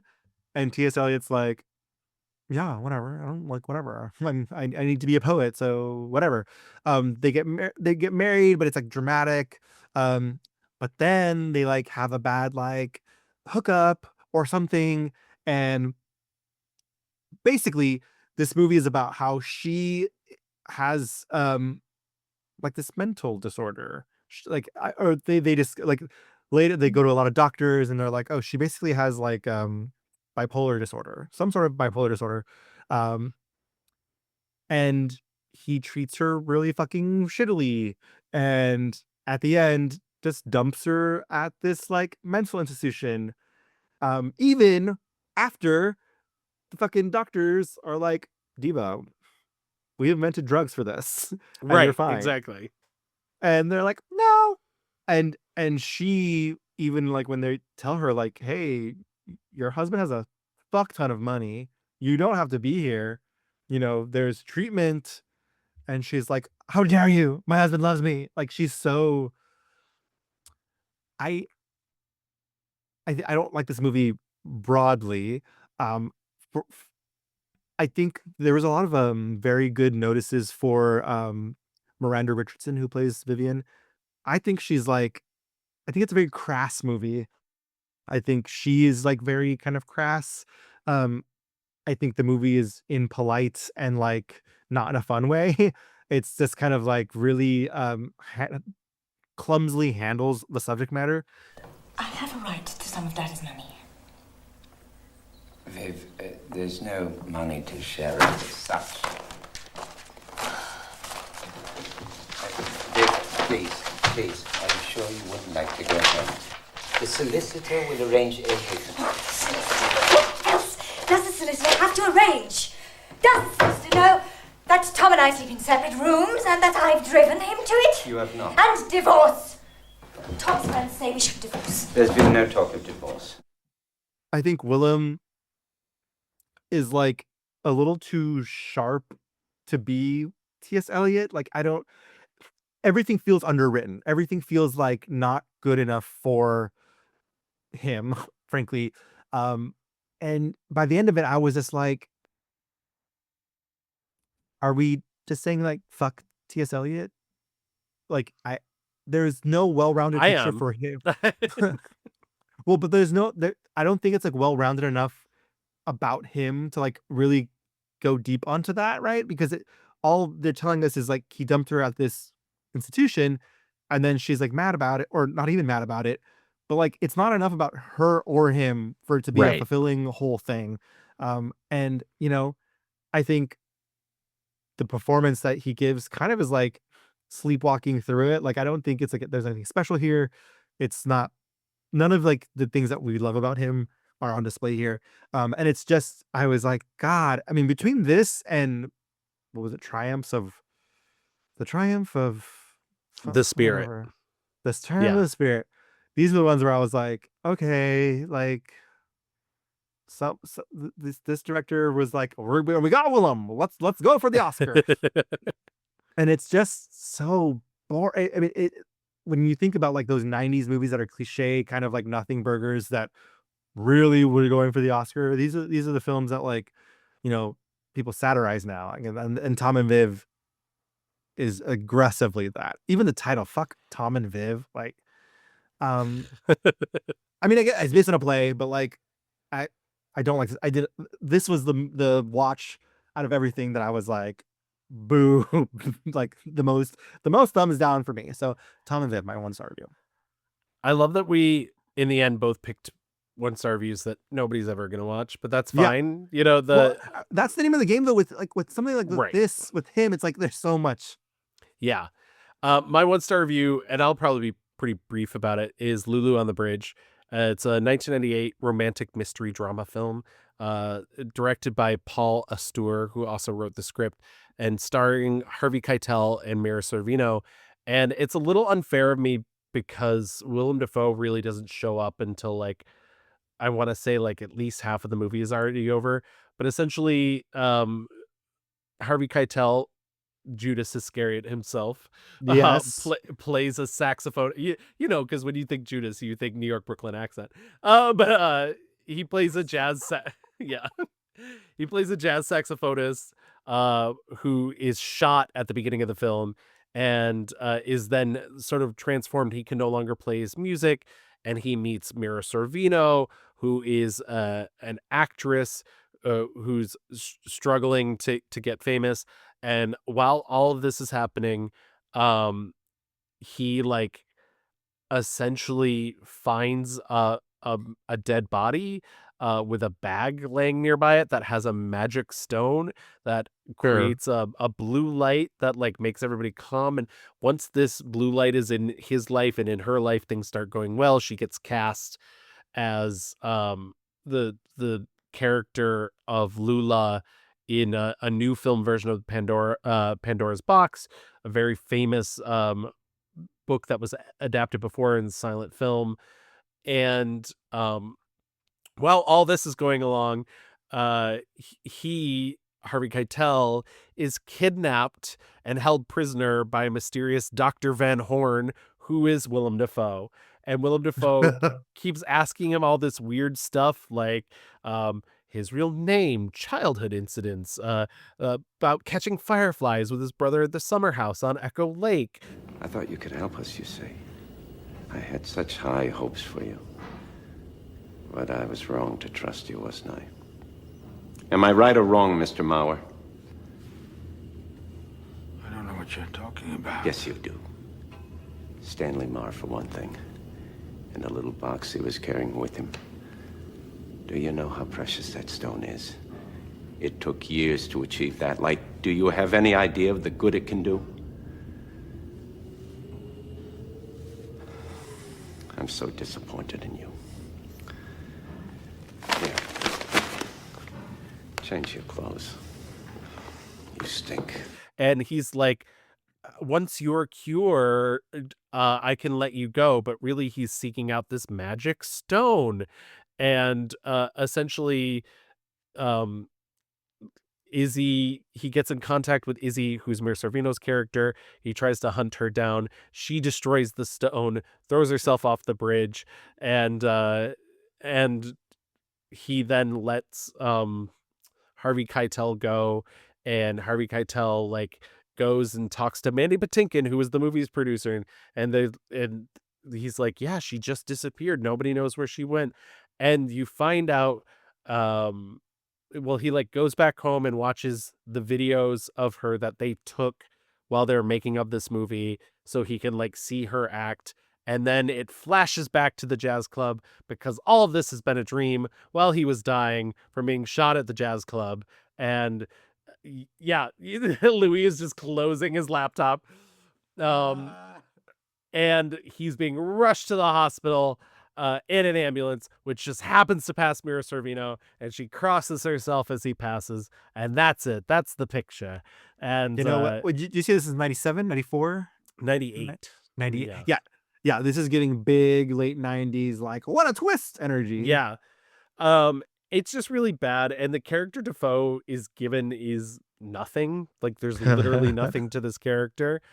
He's just like, they're just like, "Hey, Willem, be a weird," and he's like, "Great, got it," and that's all he's doing, and it's just a bad movie, and I can't wholeheartedly recommend anybody watch it. Um, it just it feels bad. It feels bad. Yeah. It felt bad to watch this movie. Um, was there anything else that you saw that you didn't particularly like? You know, I I really had trouble with Platoon. I Yeah. just was like, I was really trying to get there because I thought like, oh, this is gonna be like one of the big ones. Like he's really, first Oscar nomination. But I don't get it. I think he's not good. I think he's doing too much for this world that Oliver Stone has created. I don't. I, everyone is like doing a different thing, and it's bizarre. And they like made it all about that, running and getting shot at moment. And I'm like, what? I thought you were trying to make it like real. Like this is again, like I was like, is this Hot Shots vibes?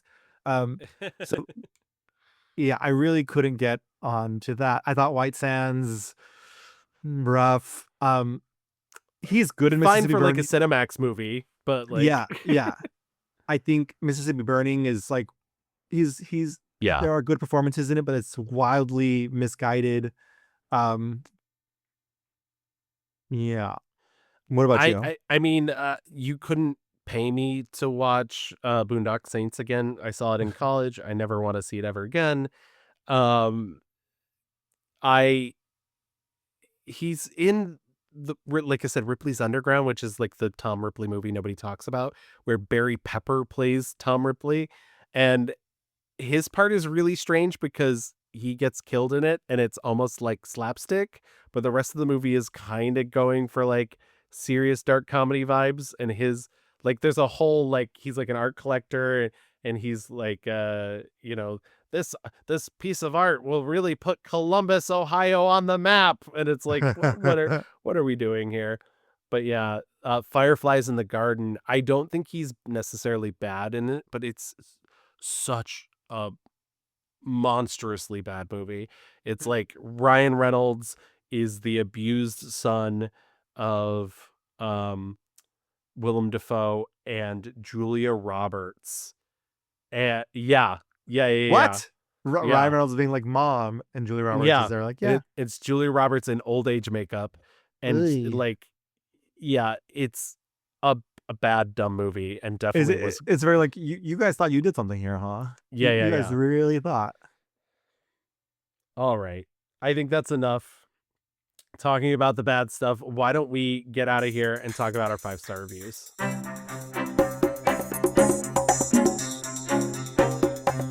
This might be like an unsexy pick, It's Speed 2. but it is Speed 2 Cruise Control. Notice I did not mention it in the 1-star reviews, but it's not good, but I'm not saying, But you like, know. have fun. I like to have fun. Yeah. He has some pretty like big boy performances that like are astounding. But I have to just do it, and I'm gonna give it to The Lighthouse. I think. Oh, nice.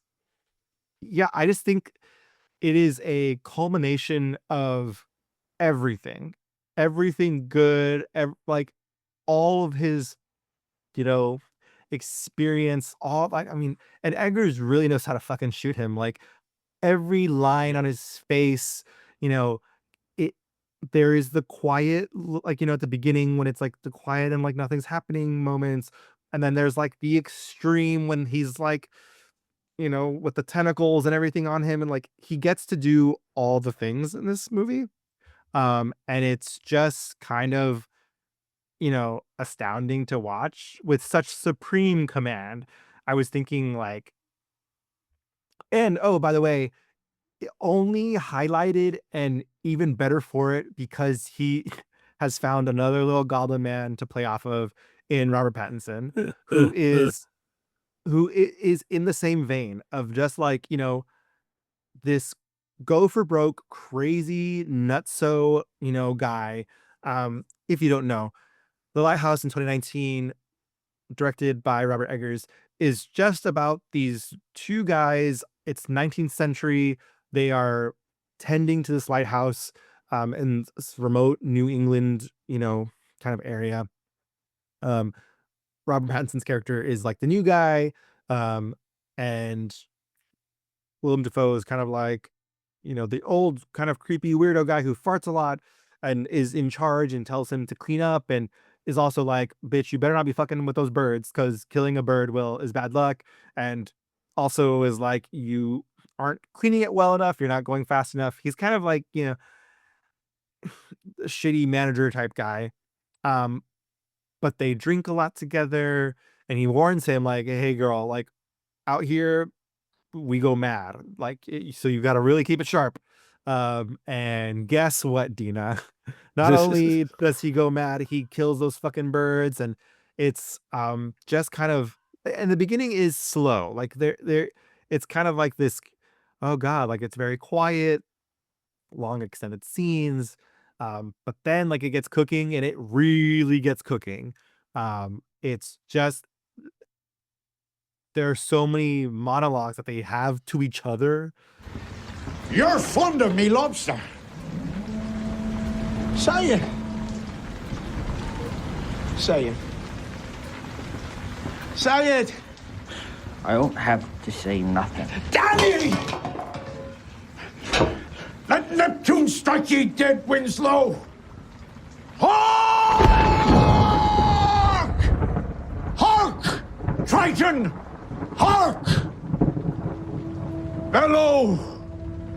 Bid our father, the Sea King, rise from the depths full foul in his fury. The goblin on goblin of it all is like when they're just like saying, what, like to each other. And I'm like, oh my God, these are just two freaky deaky little actors really going for broke. I think this movie is also funny. There's funny bits in this movie. It's beautiful.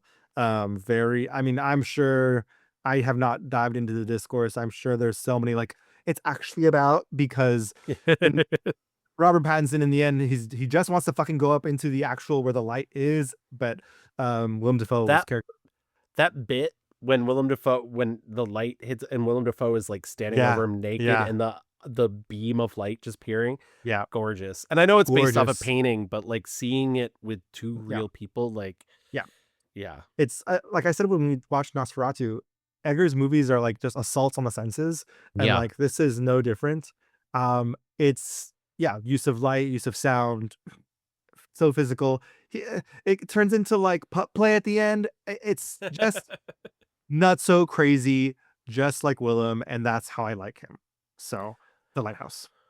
Well, if you're not going to pick something sexy, I'm going to pick the sexiest role of all, and that's of the Christian Lord and Savior Jesus Christ in The Last Temptation of Christ. Wow. 1988. When we do these, I never wanted to be like, especially if I'm picking something from early in their career, I never wanted to be like, oh, he hasn't topped this. And I don't think that's necessarily true. I'm just so amazed at this performance because it is so unlike any other Willem Dafoe performance, because he's able to play these shades of a character we all know and love, or a lot of that in ways that you're not expecting. The scene where we've already explained the plot of this, but essentially it is the Gospels of Jesus, except for the very last half an hour. He's hanging on the cross, and a small angelic child shows up and is like, listen, you are the Son of God, but you're not the chosen one. You get to live your life. And he gets off the cross, and he has this whole life, and then realizes like it's all a lie, that it's funny. Scorsese has said like the key to that scene is when the devil as the little angel girl tells him there's only one woman in the world. And it's like, no, like that's not true. There's women everywhere. Like, why would you have to be fucking sexist? Like, and Scorsese has said like that's when he wanted you to know. But I think anybody should have known from but I think, the very first time Jesus goes into the wilderness, goes into the desert, and he puts the circle around him, and he's tested by all the visions of the animals and the burning light and whatnot. I think playing Dafoe has such a hard job of playing both that certainty that he is doing the right thing and he is seeing the right stuff, and that doubt. And that's the part that people don't like. That's the humanizing of Right. this Christ figure. But I think he's so brilliant at it. You know, there's a really beautiful scene early on in the film when he's talking to one of the men that will be his apostles, when he's like, what if this isn't it? Like, what Yep. if this is not, what I want out of life? Can't he see what's inside of me? All my sins. We all sin. Not my sins. I'm a liar, a hypocrite. I'm afraid of everything. I don't ever tell the truth. I don't have the courage. When I see a woman, I blush and look away. I want her, but I don't take her for God, and that makes me proud. And then my pride ruins Magdalene. I don't steal, I don't fight, I don't kill, not because I don't want to, but because I'm afraid. I want to rebel against you, against everything, against God, but I'm afraid. Like, I'm seeing all these things, I'm hearing all these things, but like, what if that's not me? What if, like, and it's really beautiful. I think he's able to play these very, very human moments in this character that's not perceived by many people to be human or to have Right. human wants and human needs. And I think it's a really difficult balancing act to pull that off. On top of that, he faced criticism from all over the place. I think he said that the Sergio Leone, the famous composer, once said about him, that's not the face of our Christ, that's the face of a killer, and so, like, there's all these criticisms you could say about him, but I think he's actually like a really brilliant choice. I think that final shot of him on the cross, that face he makes, is all the proof you need that he was perfect for it. And I love that Willem himself just kind of treats it as like, yeah, it was a role I played, whatever. Like, it's not a big deal, eh, and life goes on, and I did a bunch of other stuff after that. I don't know. Yeah. I think it's a really beautiful movie. I once again feel like it's kind of a cliched pick, but it's I just think no one was doing it like him, and because he's so out of the box in playing Yeah. this role, it really played off gangbusters for him.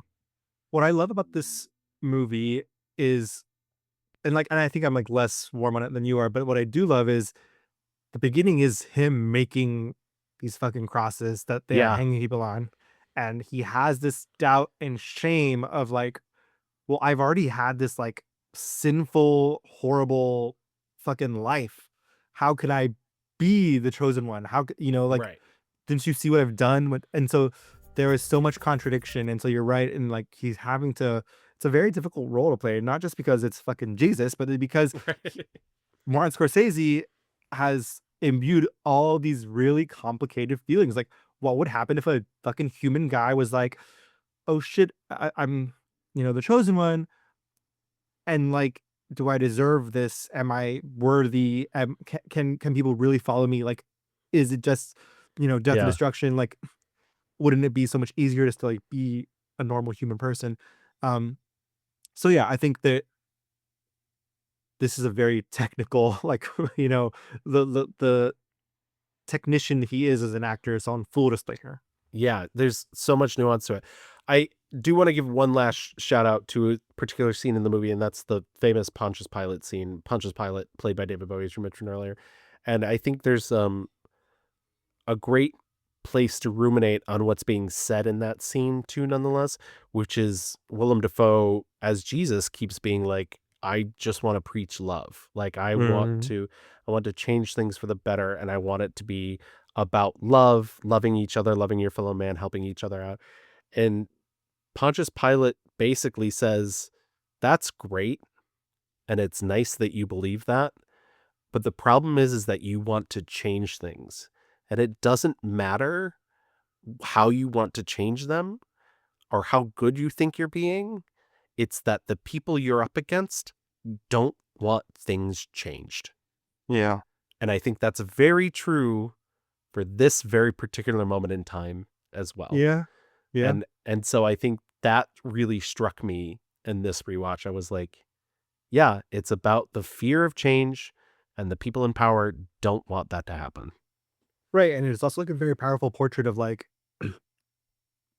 Christianity's like alleged main tenet, right, of preaching love, and acceptance, that more frequently than not seems to be looked over, passed over for other selfish, non-Christian things, frankly. Yeah, absolutely. Were there any other performances you saw that you particularly liked? We don't have 3 hours, by the way. So. I think How to Live and Die in LA absolutely bangs. Oh yeah, To Live and Die in LA. Beautiful. Yes. Gorgeous movie. Gorgeous. It's just fun. He's really fun. I think, Poor Things, Nosferatu, like he's got bangers in there too, guys.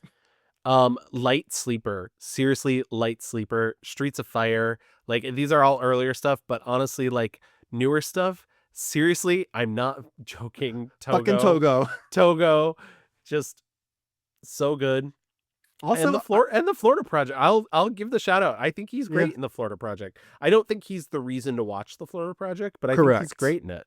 Yeah. Correct. That's correct. Okay, let's do our mixed reviews review before we get out of here. Excellent. My 1-star review is 1994's Tom and Viv. And my 1-star review is 1998's Lulu on the Bridge. My 5-star review is 2019's The Lighthouse. And my 5-star review is 1988's Last Temptation of Christ.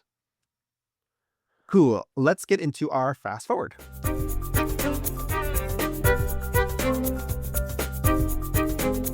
Willem Dafoe is not slowing down. As we mentioned before, he's only 69, so nice.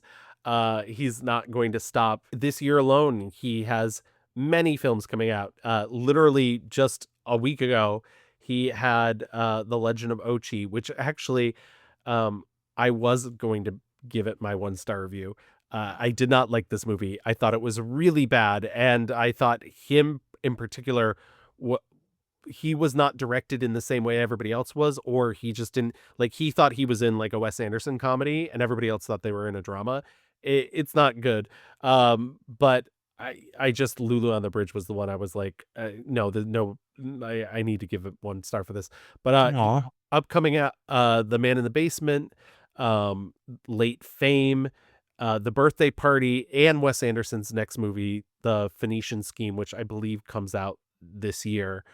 So he's certainly not slowing down by any means.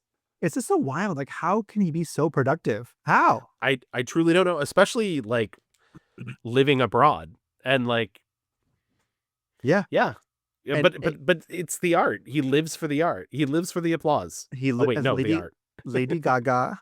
Yeah, it's just, I mean, I think there are probably, like I said before, I mean, how do you get this career? How do you stay this booked and blessed? How do you have such range with like the roles you've been doing? He could literally do whatever he wants now, thanks to Spider-Man. But guess what? He was already doing whatever he wants before that. I think like I would love to see like what does a like real comedy look like with him. What I don't like. Would love to never see him be a cop again. And not that he has been. I think he's been like choosing kind of like really interesting, weird stuff. And hopefully, I think he's kind of like, yeah, I did all my dad movies and now I'm just being like weird old man. And guess what? I kind of like him better as weird old man. I kind of like that he's just like, gremlin-y all the time. But I also understand what you're saying about a real comedy, because he does comedic work. And I think, but it's oftentimes in very ornate sort of, like he does a lot of comedic work for Wes Anderson, but Wes Anderson's so precious and stylish and that, like, I get that where you're saying that, like, I also wish, like, I kind of wish he could be like Florida Project mode in a comedy. Right, and that's exactly where I was going because like he's such like a kind of like imagine a curmudgeon dad next to, like I don't know, Kristen Wiig being like crazy Right. antics. Like Kristen, oh my god, Kristen Wiig's as a daughter? Well, okay, for a long time there was a lot of talk about them remaking Tony Erdmann with Kristen Wiig and for some reason Jack Nicholson, and Lena Dunham was going to write it. Jack Nicholson, Lena Dunham, bad choices. Kristen Wiig maybe could play that role. I think I don't know if she has the depth for her, but I think if you paired her with somebody truly as wild and with the range of Willem Dafoe, you could maybe get away with it. But also I'm maybe spouting a curse into this world and maybe should not. I don't know. I think also wild that he hasn't been a James Bond villain like in A real one outside of a video game, right? Exactly. Yeah. Yeah, for some reason, like the inspirational stuff. Like I don't need that. Like I just need him Yeah. to like be the freak character actor that he is. And I mean, I think he's on the right path. I think if he continues working with Robert Eggers, I think if he could, like, he's found all these like you said, auteurs that really want to give him stuff, but not the Julian novels. Like, I would love to see him work with Scorsese again. I would love to see him, like, I'm not going to shit on him because he has worked with plenty of women directors, Mary Harron and Catherine Bigelow. Love to see him work with a woman again, though. I could live with. This is going to sound like I'm being a hater. I'm not, because I really did like what was the Yorgos movie? Poor Things. Because I really did like Poor Things. But I think he maybe doesn't need to work with Yorgos again because I hated Kinds of Kindness. And I kind of don't need that mode. But yeah, like I like where your brain's at, because I think he could do that. Also, I'd love to see him on stage, but I feel like if I do see him on stage, it's going to be like a very weird. Yeah.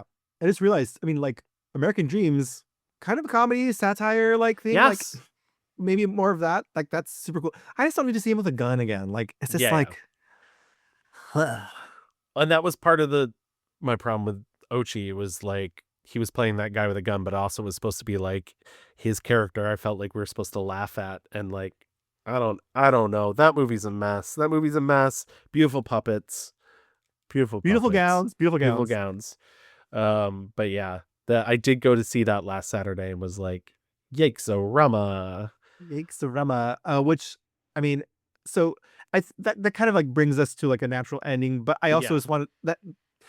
I bring that up just because it's like a nice little hopping off point, because we announced this on Blue Sky, or did we talk about this somewhere? Like the Alamo Drafthouse strike is over. Yes, no, we haven't talked about it yet. Yeah, the Alamo Drafthouse strike is over. Yes, we are going to be renewing our Alamo passes. We are going to restart up Gavin and Louie Go to the Movies for all of our Patreon supporters. Thank you so much for everybody who's stood by Alamo during that time period. We were not willing to cross the picket line. We did investigate some other options. There was one that looked really good. It was sort of inconvenient for both of us, though. Yeah. So we really kind of waited it out. Right. And the main key here is like everyone got their job back. Yes. Like they got back pay. The union won a lot of good things for those workers. And so congrats to them. And we are so happy that we can now be patrons once again to the Alamo Drafthouse. So, well, yes.